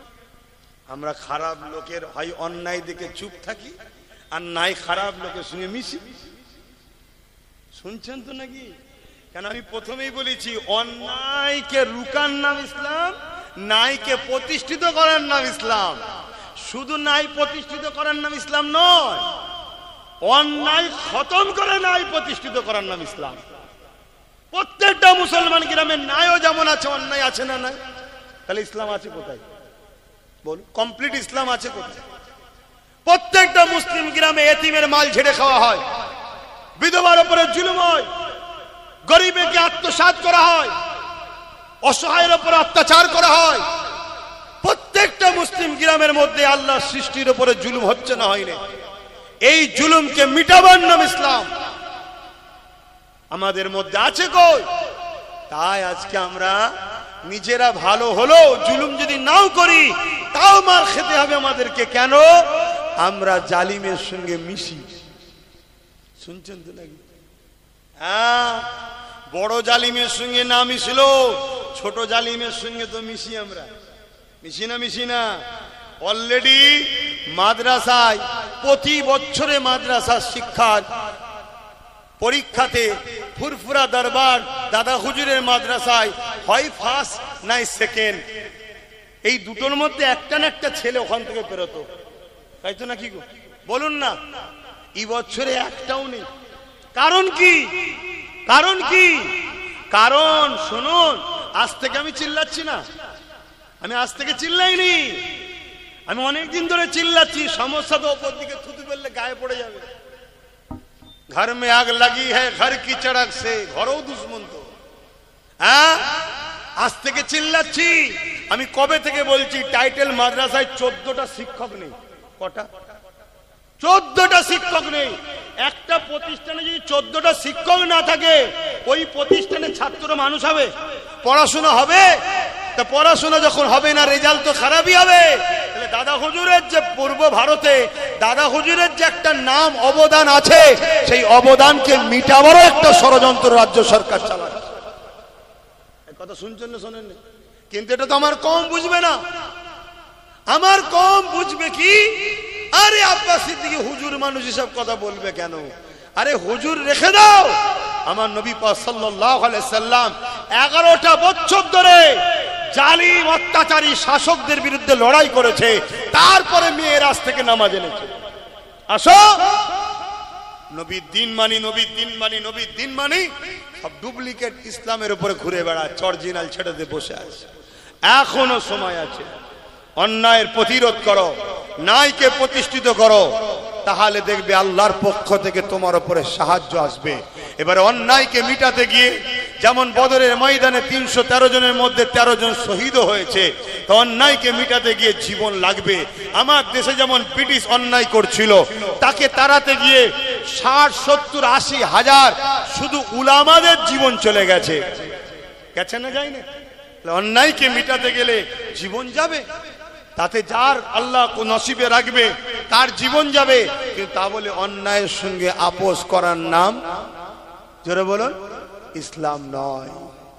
বাপেরা আসুন, আবার ফিরে আসুন, আল্লাহকে ভয় করেন, দ্বিতীয় কাউকে ভয় করবেন না, দুনিয়ার লোভ লালসায় পড়ে যাবেন না। আল্লাহ পাক রিজিকের মালিক, সংসারে যদি অভাব হয় আল্লাহ পাকের কাছে চান। মনে রাখবেন, জালিম শাসকদেরই লক্ষণ হলো একটা, মানুষগুলোকে, প্রজাগুলোকে গরিব বানানো। কেন গরিব বানালে গোলাম বানানো সহজ হবে। এ যুবকেরা, তরুণীরা, বাপেরা, এ আমাদেরকে কর্ম না দিয়ে ভাতা দেবে, ভিক্ষা দেবে, এটা আজকে নতুন নয়, যুগে যুগে ছিল। এই মনে রাখবেন, ইসলামের একটা আইন হলো নামাজ পড়া, যেটা ফরজে আইন। আমি বললে আপনি মাপ, তা নয়, সবাইকে পড়তে হবে। ঠিক সমান ইসলামের আইন হলো মা বোনেদেরকে পর্দা করা। এই প্রতিটা মা বোনকে পর্দা করার জন্য বলে যাচ্ছি, আপনাদের ঘরও বলতে হবে। বিশেষ করে বাপ জানেদের বলে যায়, আপনি নামাজ পড়েন, রোজা রেখেছেন, আপনি হজ করেছেন, যাকাত দিয়েছেন, কিয়ামতের দিন আল্লাহ আপনাকে উঠাবে। নামাজের বেলায় রাইট চিহ্ন, রোজার বেলায় রাইট চিহ্ন, হজের বেলায় কামিয়াবি, সব জায়গাতে আপনি নিখুঁত ভাবে বেরিয়ে গেলেন। এবারে কি জান্নাত চলে যাবে? আল্লাহ বলবে না, যাওয়া হবে না। এবারে বলো, তোমার স্ত্রী পর্দা করেছিল কিনা? ওই জায়গায় যদি আপনি বলে, আল্লাহ এটা ওকে জিজ্ঞাসা করেন, আমার আল্লাহ বলবে না না না না, ওর অভিভাবক গার্জেন তুমি ছিলে, তুমি কেন কৈফিয়ত দেবে না? তোমার স্ত্রী পর্দা করেছিল কি বলো? যদি স্ত্রী পর্দা করে থাকে, স্ত্রী শরিয়াত চলে থাকে, এই জায়গাতেও ধরুন পাস করে গেলে, আল্লাহ এবারে যায়, আল্লাহ বলবে না না না, বলো তোমার কন্যা সন্তান পর্দা করেছিল কিনা, সে দিন অনুযায়ী ছিল কিনা, তার বিষয়ে তুমি জানাও। এ যুবকেরা, আমাদের সমাজে একটা কথা আছে, পুরুষদের থেকে নারীরা নাকি বাপকে বেশি ভালোবাসে। এই কথাটা অস্বীকার করা যাবে না, অতি সত্য কথা। কন্যা সন্তানরা বাপকে বেশি ভালোবাসে, কিন্তু মনে রাখবেন, আজকের দিনেতে বাপেরা যদি জাহান্নামে যায়, 100-র মধ্যে 99টা বাপ কন্যার জন্য জাহান্নামে যাবে। শুনছেন তো? আমার আজ কি ইসলাম বিরোধী হচ্ছে? কেন কন্যার জন্য যাবে? প্রত্যেকটা মেয়ের হাতে এখন মোবাইল, আর ওই মোবাইলে সেলফি তুলছে আর ডাউনলোড করছে, লাখো কোটি লোক দেখছে, চোখে জেনা হচ্ছে। যে দেখছে তারও জেনা, আর যে বেটিটা করছে তারও ওই পাপ হচ্ছে। এর জন্য বাপকে কিয়ামত দিন ধরা হবে। শুনছেন আব্বাজান? ও হুজুর, তুমি যা ওয়াজ করছে, সমাধান কি করে হবে? কে বলেছে হবে না? যদি আপনি ছোটবেলা থেকে তারবিয়াত দিতেন, তোর মডেল হলো খাতুনে জান্নাত, এলে জীবনীলে পড়, তাহলে আপনার বেটিটা খাতুনে জান্নাতের সাথেই জান্নাতে থাকতো। আপনি ছোটবেলা থেকে তারবিয়াত দিয়েছেন কি? হ্যাঁ বলে, কি শিখিয়েছেন? এখন বড় হয়ে মানুষ করতে গেলে আর হয়? ইট যখন পেকে যায় তাকে তো আর ভাই ব্যান্ড করা যায় না, কাটতে হয়। এখন যখনই আপনি কিছু বলছেন, ও ফোঁস তুলছে, ফোঁস তুলছে অমনি। কিন্তু আমার কাছে স্পষ্ট হিসাব, আমার ওয়াজ শুনলে আমার মা বোনরা রেগে যাবে না তো? কেন? ওরা খুব ভালোবাসে আমাকে, তো ভালোবাসে বলেই তো বুঝাতে চাইছি যে জাহান্নামে যাসনি মা বোনের, একসাথে জান্নাতেই যাবো নাকি? এই জন্য তো বুঝাচ্ছি। ভালোবাসার নাম কি? জাহান্নামে ঢেলে দেওয়া? ভালোবাসার নাম তোকে জান্নাতে নিয়ে যাওয়া, তাই তো নাকি? তা তুমি আমার মা হও, তুমি আমার বোন হও, তোমাকে সৃষ্টি করেছে যে, তিনার বিধান তোমার উপরে চলবে না অন্য কারো? বলো, তোমার উপরে জোরটা কার? একজনেরই, যে বের বানিয়েছে তোমায়। আমার উপরে কাজ জোর চলবে, আপনাদের কেন চলবে না? আপনারা আমাকে বানান না, তো আপনারা জোর চলবে কি করে? আমার ওপরে জোর চলবে একমাত্র আমার স্রষ্টা, যিনি আমায় বানিয়েছে। আর তিনার হুকুম বাপ মাকে মানতে হবে, তাই আমি বাপ মাকে মানতে হবে, এটাও তিনারই জোর, তিনারই হুকুম। কথা মাথায় ঢুকছে? ঠিক তেমনি একটা কন্যাকে বিবাহ দেওয়া পর্যন্ত বাপের দায়িত্ব, বিবাহের পরে দায়িত্ব সম্পূর্ণ স্বামীর। স্বামী যদি মনে করো তুমি তোমার স্ত্রীকে অমুকের মেয়ে তো জুলুম করে পাঠিয়ে দেবো, না না না না, মনে রেখে দিও তোমাকেও মরতে হবে, কিয়ামতের দিন আল্লাহ তোমাকেও ধরবে। এখন থেকে ওই নারীটার সম্পূর্ণ দায়িত্ব তোমার, সেই দিন পর্যন্ত যতদিন পর্যন্ত ওই নারীটা একটা পুত্র উপযুক্ত সন্তান গার্জেন হিসাবে, বডি গার্ড হিসাবে না দাঁড়াতে পারবে, ততদিন স্বামীর দায়িত্ব। যেই হয়ে গেল ওবার দায়িত্ব হয়ে গেল তার বড় ছেলের। শুনছেন তো নাকি? তাহলে নারীকে কত সম্মান দিয়েছে। প্রথম সমস্ত কিছু থাকা খাওয়া সবকিছু দায়িত্ব বাপের, তারপরে স্বামীর, অর্থাৎ সে তার গার্ড, তার সবকিছু, তার থাকা খাওয়া, টেনশন, ওষুধ, জামা কাপড় সব কোথায় পাবি তুই, খেটে লিয়াই। শুনছেন তো নাকি? নারী নিশ্চিন্তা। কিন্তু সেই নারী হাত তুললে একদিন দোয়া কবুল হচ্ছিল। পুরুষদের দোয়া যদিও কবুল না হয়, কেন আমরা হাটে বাজারে এদিক সেদিক বসছি, বন্ধুকে খুশি করতে গিয়ে এক কাপ চা খেয়ে নিচ্ছি, এর বাড়ি খেয়ে ফেলছি, ওর বাড়ি খেয়ে ফেলছি। শুনছেন তো নাকি? আমার কথায় কি বেজার হচ্ছেন? সব কথা খুলে বলা যায়। হযরতে মুসা আলাইহিস সালাম একদিন তুর পাহাড়ে যাচ্ছে, এটা আবার বলে দিই না হয় ইখতিলাফ হবে। তুর পাহাড়ে যাচ্ছে, তো তুর পাহাড়ে যখন যাচ্ছে দেখছে পাহাড়ের ধারে একটা লোক বসে প্রচুর কাঁদছে, প্রচুর কাঁদছে। মুসা নবী তার কাছে এসে সালাম দিয়ে বলছে, ভাই এত কাঁদছো কেন, কি হয়েছে? বলছে আমি অনেক দিন ধরে, অনেক বছর ধরে কাঁদছি, আল্লাহ আমার দোয়া কবুল করছে না।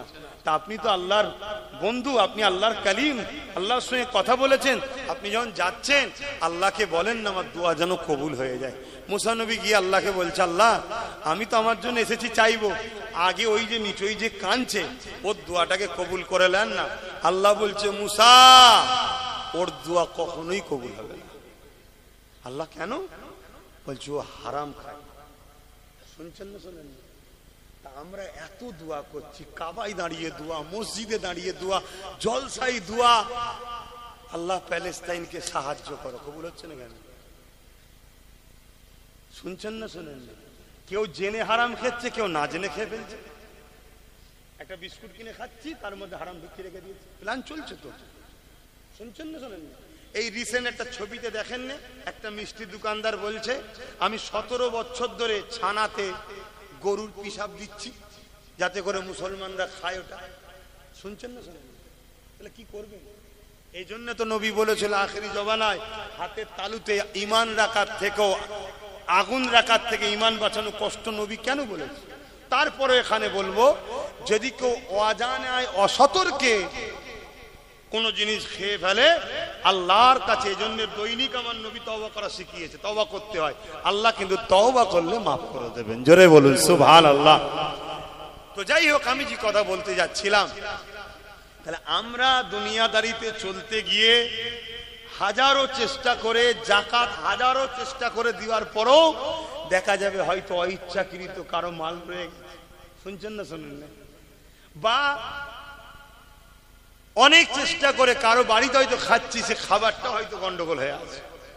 এর জন্য শরীয়তের একটা মসলা আছে, আলেম উলামা বা সফরে যারা থাকে সেই মসলা হলো কি, খাবার পরে দোয়া করে দেবেন, দোয়ার পারিশ্রমিক খাওয়াটা হয়ে গেল। কথা বুঝে আসছে?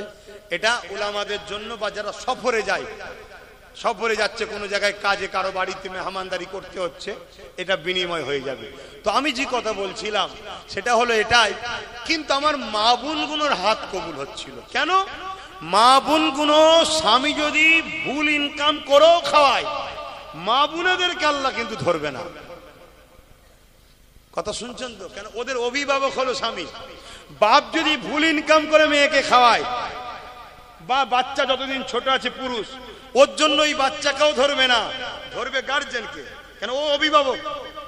কিন্তু আজকে বড় প্ল্যান করে আমার মা বোনকে সামান্য 1000 টাকার ভিক্ষার নামে কিভাবে নামিয়ে দিল দেখলেন তো? হতে তো পারে এটা সুদের টাকা, এই হতে তো পারে মদ বিক্রির টাকা। এমনি তো পশ্চিমবাংলা মদ বিক্রি নম্বর 1 হয়ে গেছে, কি হতে তো পারে। মাফ করবেন একটা ভাষা বলছি, কিন্তু বুঝাতে গেলে তো বলতে হবে। হতে তো পারে এই টাকাটা ওই পতিতালয়ের মেয়েদের দেহ বিক্রি করা টাকা, যেখানে লাইসেন্স দিয়ে রেখেছে সরকার, জানেন তো নাকি? কথা বলছে না তো, আমার কি ভুল হয়ে গেল নাকি? আমি তো জানিনি বাপ, আর কিভাবে ওয়াজ করলে আপনারা খুশি হবেন। আমি তো আপনাদের খুশি করার জন্য এসিনি। আমি তো, যিনি আমাকে এখানে নিয়ে এসে বসিয়েছেন, কে আমার মুখ দিয়ে কথা বার করছে? কে? অনেক সুন্দর চেহারা আছে, কানও শুনতে পায় না, মুখও বলতে পারে না, আছে না নাই? মুখ থাকলেই যে কথা বলবে এমনটা ব্যাপার নয়, আর আজ বলছি কালকেও যে বলতে পারবে এমনটা ব্যাপার নেই, এক্ষুনিও বন্ধ করে দিতে পারে। তা যিনি আমার কথা চালাচ্ছেন, যিনি আমায় বলাচ্ছেন, তা আমাকে তো বলতে হবে তেনার জন্য, নাকি গো? এতে যদি আপনারা কেউ কষ্ট পান, আমার কিছু করার আছে? ওই একটু গাল দিয়ে নেবেন, একটু গাল দিয়ে রাগ মিটিয়ে নেবেন। সেদিন কলকাতায় একটা মিটিং হলো, দেখলেন না, ওয়াকফের বিরুদ্ধে? হ্যাঁ, দেখেছেন? একটা মিটিং হলো, সেই মিটিং এ একজন দাড়িওয়ালা, এরকম দাড়ি, মাথায় টুপি দিয়ে আমার বাপ তুলে গাল দিচ্ছে, মা তুলে, দেখেছেন তো নাকি? হায় হায়, এরা আবার বলছে এক হতে হবে। হ্যাঁ, এক হতে হবে, আমিও বলছি, কিন্তু মুনাফিকের সাথে নয়, মুমিনের সাথে। আর মুমিন চিনার নমুনা কি? প্রথমে বলেছি, বলো জোরে বলো। হ্যাঁ, যার রসুলের দিকে আদব ও প্রেম আছে, সে যে কোনো সিলসিলা হতে পারে, দেওবন্দি হয়েছে, তাবলীগ হয়েছে, ফুরফুরাওয়ালা হয়েছে, বেরেলি, আরে কারো কোনো জায়গায় উস্তাদ আছে, পড়াশোনা করছে। যদি তোমার সঙ্গে আমার জুজিয়াত মসলার লড়াই থাকতে পারে, আমাদের সঙ্গে অনেক সিলসিলার জুজিয়াত মসলার লড়াই আছে। আজানটা মসজিদের বাইরে দেবে না ভেতরে দেবে, ফাতিহা খাবার সামনে নিয়ে করবে না হাড়ি তো ওখানে থাকবে এখানে করবে, এরকম জুজিয়াত কিছু লড়াই আমাদের মধ্যে আছে। এই লড়াইটা বড় লড়াই নয়, কিন্তু আকীদার লড়াই হলো হুজুরকে নিয়ে। যাদের হুজুরের বেলায় আকীদা নেই, তাদের সঙ্গে মিশা হারাম, চলবে না, তারা মুসলমানই নয়। শুনছেন তো নাকি?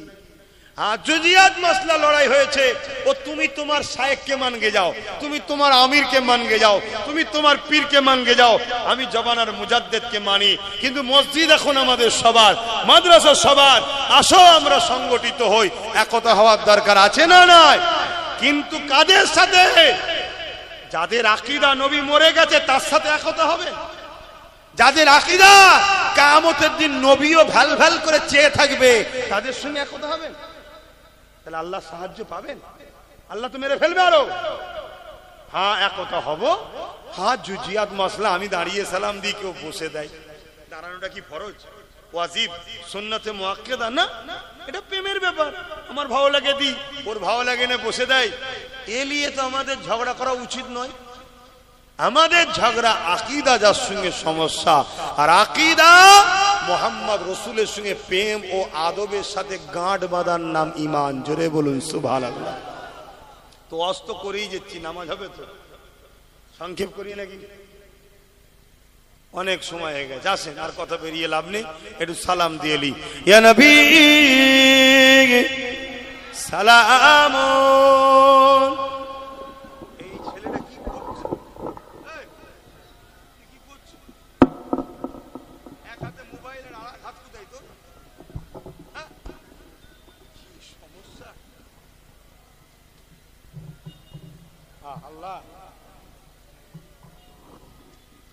বদমাশি করছো? আমার কথায় কেউ কষ্ট পাচ্ছেন না তো বাপ? আমি কি আমার স্বার্থে চিল্লাচ্ছি? আমি তো আমার আল্লাহ ও রসুলের জন্য চিল্লাচ্ছি, আপনাদেরকে বাঁচাবার চেষ্টা করছি। এবারে বাঁচবেন কি বাঁচবেন না ওটা আমার হাতে ক্ষমতা নেই, বাঁচাবার মালিক আল্লাহ। তবে আল্লাহ বলেছেন যে বাঁচতে চায় আমি তাকে বাঁচাবো। এখানে বাঁচা বলে দুনিয়ায় বেঁচে থাকার নাম বলছি না। আরে মরতে তো হবেই রে বাবা। চোর মরে না মরে না, ডাকাত মরে না মরে না, নেতা মন্ত্রী মরে না মরে না, হুজুর মরে না মরে না, মানে ইন্তেকালের কথা বলছি। মৃত্যু তো হবেই, কিন্তু মৃত্যুটা কি রকম হবে? কুকুর ছাগলও তো মরে, তাই তো নাকি? তা মানুষ যদি ওইভাবে মরে, ওই মরণটা কি ভালো? বীরের মতো ইসলামের উপরে থেকে ইজ্জতের সাথে আল্লাহ যেন মরণ দেয়, বল আল্লাহুম্মা আমিন। কি হচ্ছে আজকে সমাজে, এটাকে সামনে রেখে তাই আমি আপনাদেরকে গুটি কত কথা বললাম। আসেন, আমার নূর নবী, দয়াল নবী, হায়াতুল নবী, শাফাআতুল নবী, মেরাজ ওয়ালা নবী, সব কিছু জাননেওয়ালা নবী, জোরে বলুন সুবহানাল্লাহ। মানেন তো নাকি? হ্যাঁ, কেউ বলবে রসুল লেখাপড়া জানে না, অক্ষর জ্ঞান জানে না, তার সাথে এক হব? সম্ভব নয় ভাই। আমি মরণকে পছন্দ করি, নবীর দুশ্মনের সঙ্গে বসে ভালো মন্দ খেতেও চাই না। শুনছেন তো? কেন? আমাদের সবকিছুর আগে নবী আমাদের কাছে আপন। আর এই ফাইসাল্লাটা দিয়েছেন কে? স্বয়ং আল্লাহ। আল্লাহ কোরআনে বলছেন, কুল ইন কুনতুম তুহিব্বুনাল্লাহ ফাত্তাবিউনি ইহবিবকুমুল্লাহ ওয়া ইয়াগফিরু লাকুম যুনুবাকুম আল্লাহু গফুরুর রহিম। হাবিব, আপনি বলে দিন, যারা আল্লাহকে ভালোবাসে এরা যদি সত্যবাদী হয়, আগে যেন আপনার ইত্তেবা করে, আপনাকে অনুসরণ করে। কিন্তু ইত্তেবা অনুসরণ করতে গেলে তার উপরে মহব্বত থাকা দরকার, নাই মানা যায় না, ঠিক তো নাকি গো? তা ফাত্তাবিউনির মধ্যেই ভালোবাসা লুকিয়ে আছে। ভালোবেসে যেন আপনাকে মেনে নেয়, ভালোবেসে যেন আপনাকে অনুসরণ করে। আল্লাহকে যারা ভালোবাসতে চায়, ভালোবাসে বলে, তাদের কাজ হলো আগে নবীকে ভালোবেসে মেনে নিতে হবে, নবীকে ভালোবেসে ইত্তেবা করতে হবে। তাহলে কি হবে? কি হবে? বিকুমুল্লাহ, আল্লাহ বলছে আমি তাদেরকে ভালোবাসবো, জোরে বলুন সুবহানাল্লাহ। আর আমি যাদেরকে ভালোবাসবো, ওয়া ইয়াগফিরু লাকুম যুনুবাকুম আল্লাহু গফুরুর রহিম, আমি আল্লাহকে তারা বড় দয়ালু মেহেরবান পাবে, আমি তাদের জীবনের গুনাহ মাফ করে দেবো, জোরে বলুন সুবহানাল্লাহ। আল্লাহ পরীক্ষা নেবে আমাদের, কি গো, নেবে না নেবে না? আমাদের পরীক্ষা নিলে কি আমরা অখুশি? জোরে বলুন। হযরত আব্বাজান ইব্রাহিম আলাইহিস সালামকে যখন চরকিতে তুলে দেওয়া হয়েছে, এবার ঘুরিয়ে আগুনে ফেলা হবে, কেন হাতে করে লিজে ফেলবে, এত আগুনের তাপ, আগুনের কাছে যেতে পারছে না লোক। এই বিশাল একটা গ্রাম নিয়ে যত বড় এলাকায়, এত বড় এলাকায় আগুন জ্বলছে, তার মধ্যে ফেলছে, এত বিশাল আগুন, তা কাছে যেতে পারছে না, তা চরকি করে ঘুরিয়ে ছুঁড়ে ফেলে দেবে আগুনে। কথা বুঝলেন? তো এইরকম একটা টাইম, চরকি ঘোরা শুরু হয়েছে, এরকম একটা টাইমে বলো, তোমাকে আমাকে যদি কেউ এসে বলে, ভাই আমি কোনো হেল্প করব, তুমি আমি তো ভয়েতে কেঁদে ওই রাজাকেই হয়তো বলবো, তুই যা বলবি তাই মেনে নেবো, ভাই আমার মারিস নি। হ্যাঁ, এটা ইমানের দুর্বল আমাদের। আর আমাদের আব্বাজান ইব্রাহিম সাল্লামের কাছে জিবরাইল এসে গেছে, এসে বলছে, ইব্রাহিম আলাইহিস সালাম আপনি যদি বলেন তাহলে আমি আপনাকে কিছু উপকার করব, এদেরকে এক্ষুনি শেষ করে দেবো। ইব্রাহিম সাল্লাম বলছিলেন, খবরদার এখান থেকে চলে যান, ডিস্টার্ব করবেন না। কেন? আল্লাহ ইব্রাহিমের প্রেমের পরীক্ষা নিচ্ছে, জোরে বলুন সুবহানাল্লাহ। আমাকে আগুনে ফেলছে নমরুদ, আল্লাহ কি দেখছে না? আল্লাহ দেখছে না, দেখেনি? তা আজকে আমাদের উপরে এই যে জুলুম হচ্ছে, মসজিদ মাদ্রাসা ধ্বংস করছে কেন্দ্র সরকার, এটা আল্লাহ জানে না? আল্লাহ দেখে না? এটা আমাদের জন্য পরীক্ষা। আর আমরা যে ভুলটা করেছি, এই ভুলের জন্য শাস্তি।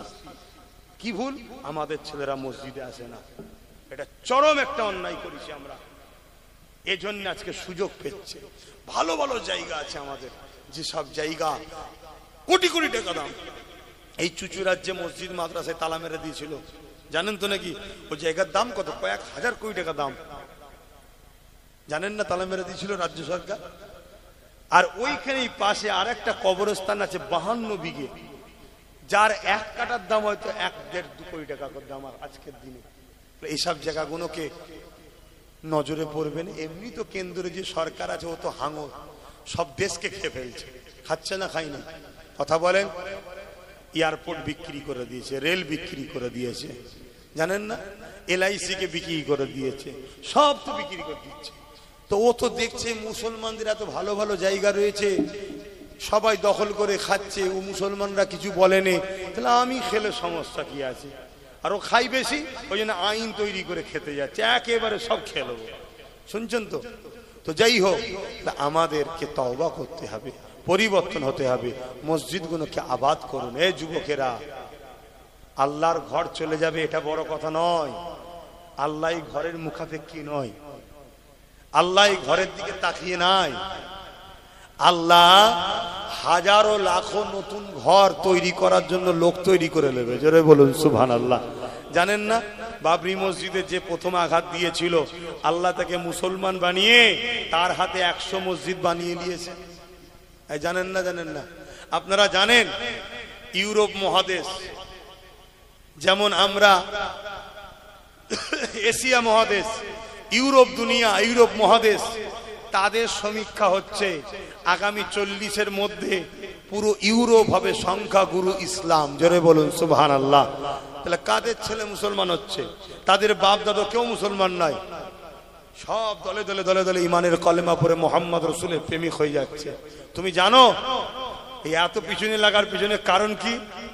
হ্যাঁ, এই খবরটাও তুমি লাও, কি হচ্ছে এখানে শুনছো তো নাকি?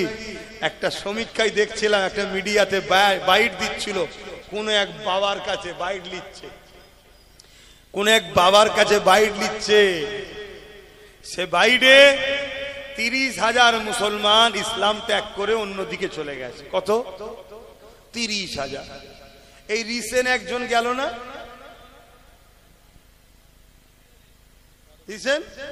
গেল তো নাকি? এরকম কত ভূত সাজানো আছে, এরা মাঝে মাঝে বেরোবে আর শুধু বলবে ইসলাম ছেড়ে দিলাম। এই যার কথা বলছেন, এর আগে আরো 25 বার বলেছে ইসলাম ছেড়ে দিলাম। কবার গেছিস আর কবার এসছিস? তা বলুন ভাই, পুরো পৃথিবীর লোক যদি ইসলাম ছেড়ে দেয়, আমার আল্লাহ রসুলের অসুবিধা আছে? কোন অসুবিধা নেই তো, যা যেখানে মন যাচ্ছে জানা বাবা। কিন্তু মনে রাখবি, মনে রাখবি, সৃষ্টিকর্তা যেদিন হিসাব নেবে সেদিন জবাবটা দিতে হবে। ঠিক তো নাকি? 30,000 লোক ইসলাম ছেড়ে নাকি চলে গেছে, সমীক্ষা বলছে। কেমন লোক গেছে জানেন না? ওই যে একটা লোক বলল কোরআনে নাকি 26টা আয়াত ভুল আছে, সুপ্রিম কোর্টে কেস করেছিল, কি রেজবি যেন, জানেন তো নাকি? এই রকম সব 2 নম্বর গুণ, ও গুণ থাকাই কি আর না থাকাই কি। যেমন আমার বাংলায় কয়েকটা জালিম গুন্ডা মুসলমান আছে না? কথা বলছে না তো? দুনিয়ার বেঈমান নেতার জন্য মুসলমানদের কেস দেয়, মুসলমানদের খুন করে, মুসলমানদের ঘর ভাঙে, মুসলমানদের উপর জুলুম করে। এই জানেন তো নাকি? অথচ মসজিদ মাদ্রাসার বেলায় তাদেরকে খুঁজে পাওয়া যায় না, আর তার বেঈমান নেতার বেলায় সে তখন সামনে আসে। এরকম কিছু 2 নম্বর মুসলমান, তারা অলরেডি ইমানদার নয়, তারা চুপ করে মুসলমান সেজে আছে, মুসলমানের অংশ ভাগিদারিটা নেবে বলে, লিয়ে বেঈমান নেতাকে শুধু দেবে। শুনছেন তো নাকি? যদি 2 নম্বর মুসলমান না থাকে, তাহলে অরিজিনাল মুসলমান কামিয়াবি হবে। নওশাদের মতো যদি আরো 40-50টা কামিয়াবি হয় এই বাংলায় মুসলমান অরিজিনাল, তাহলে এই মুসলমানদের সমস্যা দূর হবে না? হবে না? তাই 2 নম্বর রাখা দরকার। ওই 2 নম্বর গুলোকে শুধু দেখাবে, এই তো মুসলমান, এই তো দিয়েছি, এই তো দিয়েছি। অথচ হারামখোর মুসলমানই নয়, ও সেজে আছে। ও আমাদেরকে শুধু ড্যামেজ কন্ট্রোল করে, আমাদের যে হিস্সা 10% হোক, 20% হোক, 30% হোক, ওই হিস্সাটাকে নিয়ে ওর ওই বেঈমান নেতার কাছে দেয়। শুনছেন তো নাকি? এটা হলো একটা পলিসি। আমি বুঝাতে পারছি তো নাকি? এটা পলিসি, মানে নোটটাও নেবে, খুচরোটাও নেবে, নিয়ে সব যে দেবে। এজন্য এরা দেখবেন সুযোগের অপেক্ষায় আছে। ঠিক যখন কোনো এমন দিন আসবে, এরা দেখবেন ঝুপঝাপ করে সব লাভ মারছে, বলবে ইসলাম ছেড়ে দিলাম, ইসলাম ছেড়ে দিলাম, ইসলাম ছেড়ে দিলাম। সেদিন তোমাদের কি হবে? কথা বলো, তোমরা ছেড়ে দেবে? তোমাদের পাশে কে দাঁড়াবে? এজন্য বলি, মাথা ঠান্ডা করে কাজ করো, বোঝো। আজকে যদি বুকে হাত দিয়ে বলো, নওশাদের মধ্যে যদি আরো 40টা থাকতো, সুপ্রিম কোর্টে আরো 40টা কেস বাড়তো না কমতো? বাংলা জুড়ে আরো 40টা এরকম ইমানদারের নেতার লড়াই চলতো না? চলতো না? কিন্তু আমার কম বুঝেছে, একদম গুঁজে গুঁজে খাইয়েছে। নেন আপনি সব, নেন আপনি সব নেন। আর উনি ঘুমটা দিয়ে ইফতার করে নেয়, আর রেড রোডে গিয়ে বলে পুরো ভারতের মুসলমান বিপদে পড়লে আমি আছি তো। আর যখন অন্য অন্য রাজ্য থেকে মুসলিম ঘরের ছেলেগুলো বাঙালি হওয়ার জন্য পিটিয়ে পিটিয়ে খুন করে দিচ্ছে, মারছে, একটা মুখে কথা আছে কেন? কথা বলবেন না কেন? হারে হারে বুঝছেন না, বোঝেন না? যদি বোঝেন শুধরে যান, না আল্লাহ বুঝিয়ে দেবে। এবারে অনেক বুঝিয়েছি, এখনো যদি না শুধরান, এবারে ওই আল্লাহ বুঝাবার শুরু হয়েছে। আমি গত কি বলে 1 বছর 5 মাস হলো আগে বলেছিলাম একটা কথা, আপনারা শুনেছেন কি জানি না, যে একটা দিন আসছে আগামী 3 বছরের মধ্যে তোমাদের চোখ দিয়ে পানি নয় রক্ত বেরোবে। শুনেছিলেন এ কথা? আমি অনেক অজে বলেছিলাম, শুনেছেন কি কেউ? যদি কেউ শুনে থাকেন একটু হাত তুলে সাক্ষী দেন। শুনেছেন তো? আপনার 1 বছর 5 মাস চলছে, আর 1 বছর 7 মাস আছে। দেখুন আব্বাস সিদ্দিকীর কথা মেলে কি? আমি আবার বলে যাচ্ছি, 1 বছর 7 মাস এর মধ্যেই দেখো না কি ঘটে, শুধু কি ঘটে দেখো না। চোখের সামনে বাপকে বেঁধে বেটির উপর জুলুম হবে, ওপেন। সন্তানকে বেঁধে মা পরিবার বেটিদের উপর জুলুম হবে, কিচ্ছু করতে পারবে না তোমরা। তোমাদের কিচ্ছু করার নেই। তোমাদেরকে কিভাবে ফাঁসানো হবে সেটা শোনো। তোমরা একটু এলাকায় মুসলমান বেশি, একটু ক্ষমতা আছে, পাওয়ার আছে, এখানেই একজন অমুসলিমকে দিয়ে আমার নবীর বিরুদ্ধে একটা গালিগালাজ করাবে, কার্টুন করাবে। তোমরা সবাই থানায় যাবে, প্রশাসন গুরুত্ব দেবে না। কেন? প্রশাসনকে ওপর থেকে নিষেধ করা আছে। আমি প্রশাসনদেরকে দোষারোপ করছি না, ওপর থেকে নিষেধ করা আছে। তারা চাকরি, হুকুমের গোলাম, চাকরি করে। শুনছেন? তখন তোমরা কি করবে? নবীর উপরে বলেছে, ইসলামের উপরে বলেছে, চুপ থাকা মানে ঈমান যাবে। তাহলে তোমাকে প্রতিবাদে নামতে হবে। প্রতিবাদ নামাটা অন্যায় নাই, দেশের গণতন্ত্র সংবিধান রাইটই দিয়েছে। কিন্তু তুমি কি করবে? রোড অবরোধ করবে, রাস্তায় নামবে, সঙ্গে সঙ্গে ওই ছেলেটাকে তুলবে, চাপে পড়ে তুলবে, তুলে হালকা ধারা দেবে, দিয়ে পরের দিন জামিন হয়ে বেরিয়ে চলে আসবে। ও বেরিয়ে চলে আসার পর যতজন আন্দোলন করছিল তাদের নামে মামলা হবে। তাদেরকে ধরার জন্য রাত্রিরে পুলিশ ঢুকবে, পুলিশের সাথে কিছু পার্টির গুন্ডা ঢুকবে চটি পায়ে পুলিশের ড্রেসে। তোমরা তো ছুটে পালাবে, ঘরে মা বোনগুলোকে পাবে, ওদের ইজ্জত গুলো নষ্ট করবে। এমন কি শোনো, তোমাদের এই কেসের এমন এমন ধারা দেবে, ওইগুলোকে জামিন করতে করতে কারো 5,000, কারো 10,000, তুমি 5,000 10,000 দেখছো। টোটাল মুসলমান এভাবে কেস খেতে হাজার লক্ষ কোটি টাকা মুসলমানদের অ্যাসেট নষ্ট হচ্ছে। মুসলমানকে চাকরি দিলাম না, কিছু দিলাম না, তারপরও এরা ধন দৌলতে ফুলে ফেপে উঠছে, এদের বুকে ব্যথা হচ্ছে। তাই কেস দিয়ে তোমাদের অর্থটাকে শেষ করে দেবে। কথা মাথায় ঢুকছে তো নাকি? আমার উপরে রাগ হচ্ছে তো? যদি হয় ভাই গাল ফেড়ে নেবে, পারছে তো অনেকে। আর না হয় বলো ওয়াকাফ কালা কানুনের বিরুদ্ধে, বিজেপির বিরুদ্ধে, কেন্দ্র সরকারের বিরুদ্ধে 14 এপ্রিল যখন নওশাদ কলকাতায় ডাক দিল, ভাঙড় থেকে যারা আসছিল সবাই কাটকালো। 1000-এর উপরে ছেলেদের নামে কেস দিয়েছে এই রাজ্য পুলিশ। কেন দিল? থানা থেকে যত পুরাতন মোটরসাইকেল ছিল সব ধরে না, সব পুরাতন মোটরসাইকেল গুলো কেলিয়ে এসে পুড়িয়েছে। পুড়িয়ে বলছে দেখো প্রশাসনের গাড়ি নষ্ট করেছে। আর উনি বক্তব্য দিতে বলে দিল একটা গাড়ির দাম 40 লাখ টাকা, ও মানুষের জীবনের দাম 10 লাখ টাকা। তাই তো আমার তিলক তোমাকে বলেছিলিস 10 লাখ টাকা দেবো। শুনছেন না? শোনেন না? হ্যাঁ, মনে পড়ছে না? অথচ যেটা গাড়ি সেটা কিন্তু পুরাই নেই, সেটাকে ঠেলে হালকা করে উল্টে দিয়েছে, যাতে করে দেখাতে হবে তো নাটকটা সেটিং হবে কি করে, দিয়ে কেস দে মুসলমানদের। তাহলে আপনি কি করবেন? আন্দোলন করতে পারবেন না, করলেই কেস। তাহলে আপনি চুপচাপ থাকবেন।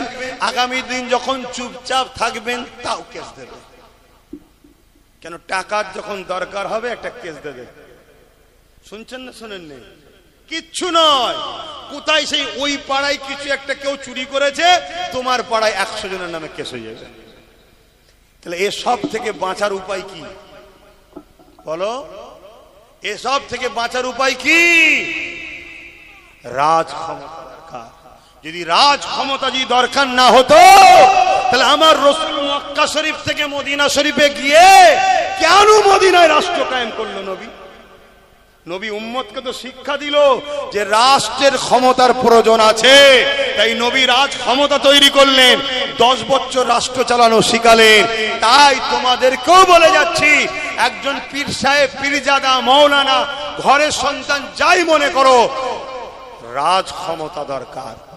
ওর হাতে ক্ষমতা, তো তোমার ছেলের কি লাভ? ওর হাতে ক্ষমতা, তো তোমার কি লাভ?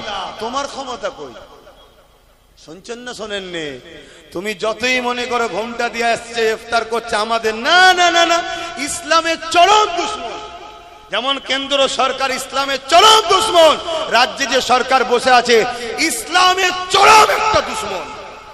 আমি চ্যালেঞ্জের সাথে বলছি, না হয় মাদ্রাসা শিক্ষাকে মিটাবার জন্য শিক্ষকগুলোকে বন্ধ করে দিল, এবং শুনে রেখে দাও মাদ্রাসা বোর্ডের 2024-এর সিলেবাসকে তোলো, সেখান থেকে দেখো কোরআনের অপশনটাই তুলে দিয়েছে, অর্থাৎ কোরআনকে বন্ধ করে দিয়েছে রাজ্য সরকার।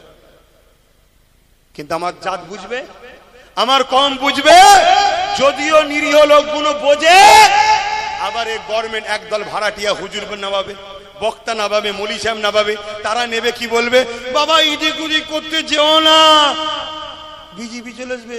আয় ভয় দেখাচ্ছে, ওই ভয় দেখাচ্ছে, শুনছেন না শোনেননি? কিন্তু সরকারও বুঝতে পেরে গেছে মৌলী সাহেবদের কথার মুসলমানরা লিখছে না, তাই কি করছে জানেন? প্ল্যান মাফিক নিজের দল থেকেই পূর্ব মেদিনীপুরেরটাকে তাড়িয়ে দিয়েছে। তুই চল যা, ওখানে গিয়ে দিন রাত মোল্লাদেরকে গাল দে, জিহাদি বল, মেরে তাড়িয়ে দেবো, এমন করে বোল্ডুজার চালাবো, এই করব, তুই ভয় দেখা মুসলমানকে। ভয় দেখাচ্ছে না, যাতে করে মুসলমান আমার কোলে থাকে। শুনছেন তো নাকি? আমি প্রথমেই বলেছিলাম এই জন্য ভয় আল্লাহকে করতে হবে, অন্য কাউকে করলে হবে না। আচ্ছা বলেন তো ভাই, ফাইসাল্লাহ কার হাতে? আমার হাতে, আপনার হাতে, না আল্লাহর হাতে? তাহলে আল্লাহর হাতে যখন ফাইসাল্লাহ, তাহলে আপনি হকটা ছেড়ে দিয়ে এক জালিমকে ভয় করে আর এক জালিমের কোলে উঠবেন? এটা কি মন, এটা কি ঈমান? এরপরও আমি আপনাকে বলে যাব, এরপরও আমি আপনাকে বলবো কি, আমি তো বলছি না যে ওকে পুরো তাড়িয়ে দে। আমি কি বলেছিলাম? আমি বলেছিলাম একটা পায়ালে, অর্থাৎ জব্দ করে রাখ। এই যে দেখছেন না বসেছিলাম, দেখুন 4টে পায়া, 3টে যদি রাজ্য সরকারের থাকতো আর একটা যদি আমাদের থাকতো, তাহলে এই গদিতে বসে আমরা যা বলবো না শুনলে পাটা খুলে নেবো, সরকার পড়ে যাবে না? যাবে না? কথা মাথায় ঢুকছে না? ঢোকে না? ধরুন আমাদের 50, 60, 70, 80টা রয়েছে, বাকিটা রয়েছে, টাচ আপ করলাম, সরকার তৈরি হলো, যা বলবো শুনবি, আর নাই 60, 70টা বার করে নেবো, সরকার পড়বে না? পড়বে না?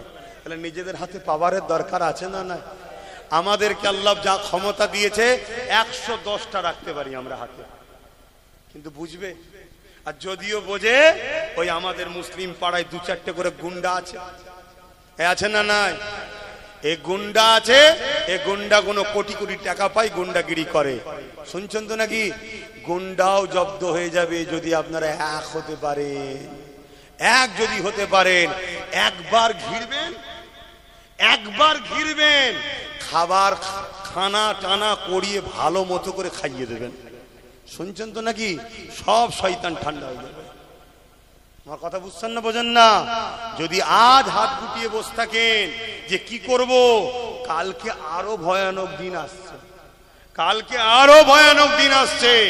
আমার তো ভয় হচ্ছে, একটা ভয় আমার দিলের মধ্যে বারবার কুড়ে কুড়ে খাচ্ছে। আমি তো কোনো জায়গায় বলিনি, বলবো আজকে। আমার তো ভয় হচ্ছে যে ইচ্ছা করে পশ্চিম বাংলায় দাঙ্গা লাগানো হচ্ছে যাতে করে রাষ্ট্রপতি শাসন হয়, আর রাষ্ট্রপতি শাসন হলেই তুমি যতই চেষ্টা করো ক্ষমতায় কিন্তু ওরা চলে আসবে। কথা মাথায় ঢুকছে না? ঢোকে না? তাহলে একটা সেটিং থাকে, যেমন দিল্লিতে সেটিং ছিল জানেন না? কংগ্রেসকে কোনোভাবে তোলা যাচ্ছিল না, কি করে নামাবো, কি করে নামাবো। লাস্টে একটা সেকুলার মুখকে দিয়ে কেজরিওয়াল, তাকে দিয়ে প্রথম কংগ্রেসটাকে শেষ করলো। 10 বছরের ডিউটি ছিল, বেরিয়ে যা। সে তো পুরো পৃথিবী থেকেই গায়েব, তার কোনো খবরই নেই আর। ঠিক তেমনই এর সাথে হয়তো কন্ট্যাক্ট একটা আছে, এত বছর থাকবি, বেরিয়ে যাবি, আমাকে এনে দিবি। কেন? কোনো ভাবে হলো, এর আগে যা ছিল আমি তাকে ভালো বলবো না, কিন্তু যাই হোক দাঙ্গা ধর্ম বিভাজনটা কিন্তু করতে দেয়নি। জুলুম করেছে, আমি অস্বীকার করবো না, করেছে। ও তোমাদের মতো আমি লোক নয়, অন্যায় অন্যায় বলতে হবে, কিন্তু এটা তো করতে দেয়নি। অতএব তাকে সরাতে গেলে পলিসি হিসাবে একটা ঘোমটাওয়ালা লিয়াই, একে নিয়ে এসে বসিয়ে দিয়েছে। এবারে কন্ট্যাক্ট হয়ে গেছে, যে কোনো ভাবে একটা অশান্তি লাগিয়ে রাষ্ট্রপতি শাসন করে দে, দিয়ে আমরা চলে আসি। তাহলে তখন কি হবে তোমার আমার? তাহলে আব্বাস সিদ্দিকী যে 21-এ বলেছিল, এখন বলুন আমি কি অন্যায় করেছিলাম? একটু আওয়াজ দিয়ে বলবেন, অন্যায় করেছিলাম কি? আমি আমার ভাইটাকে 42 দিন জেল খাটালাম আমার জন্য। আমি আমার ভাইটার মাথায় হাজার হাজার কেস চেপে আছে। আমার ভাইটাকে মারলো গাড়িতে, জানেন না, তার হাত ভাঙলো, কাঁচ ভাঙলো, হাত রক্তাক্ত হয়ে গেল। কত রকম মিথ্যা মিথ্যা ইলজাম, জুলুম, অত্যাচার, আজও তাকে গাল খেতে হচ্ছে। সব আব্বাস সিদ্দিকীর জন্য হলো। তাকে আমি বুঝালাম যে দেখ, আমি তো জলসায় নেমে গেছি, পীর মুরিদি করছি, জলসা করছি, এখন আমি যদি কোনো জায়গায় নেতা হয়ে দাঁড়াতে যাই, এটা মানাই না। কেন? রাজনীতি মানুষের জন্য হয়, ঠিক না বেটি? এখানে হিন্দু গরিব হোক, যেই হোক, সবাইকে দেখতে হবে। তাই আমি পাচ্ছি না, তুই যা, আমি তোকে সাপোর্ট করব। আমি তো মনে করি আল্লাহর রহমত যে রাজি হয়ে গেছিল। ও তো বলতে পারতো না না আমি ওখানে নেই। একটা এমএলএর টাকা কত? মাস গেলে 1 লাখ টাকা। অহংকার নয়, আল্লাহ এমনও দিন দেয়, একদিনে 1 লাখ টাকা দেয়।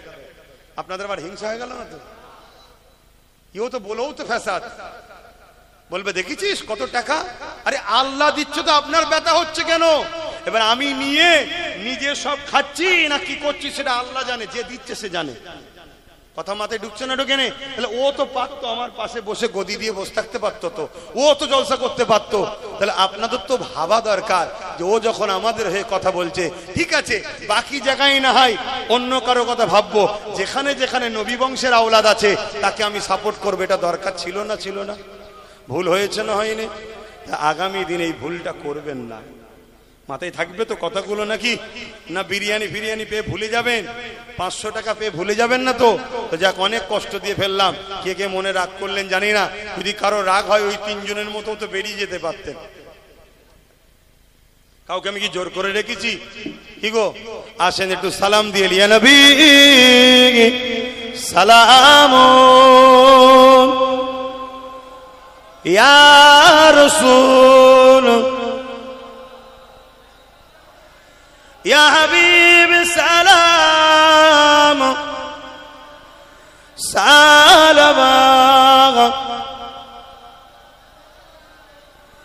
কঠিন হাসরের দিনে কি আছে মোদের কপালে? গুনাহগার উম্মাহ আতো আপনার লইবেন সঙ্গে মাহশরে। নবী সালাম, ইয়া রাসূল, ইয়া হাবিব সালাম, সালাম। সকলে গায়ে গায়ে বসুন। বালাগাল উলা বিকামালিহি।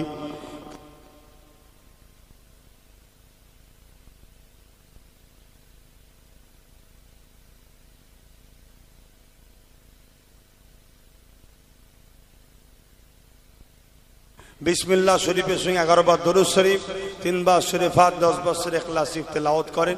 এখনই দোয়া চাওয়া হবে। আর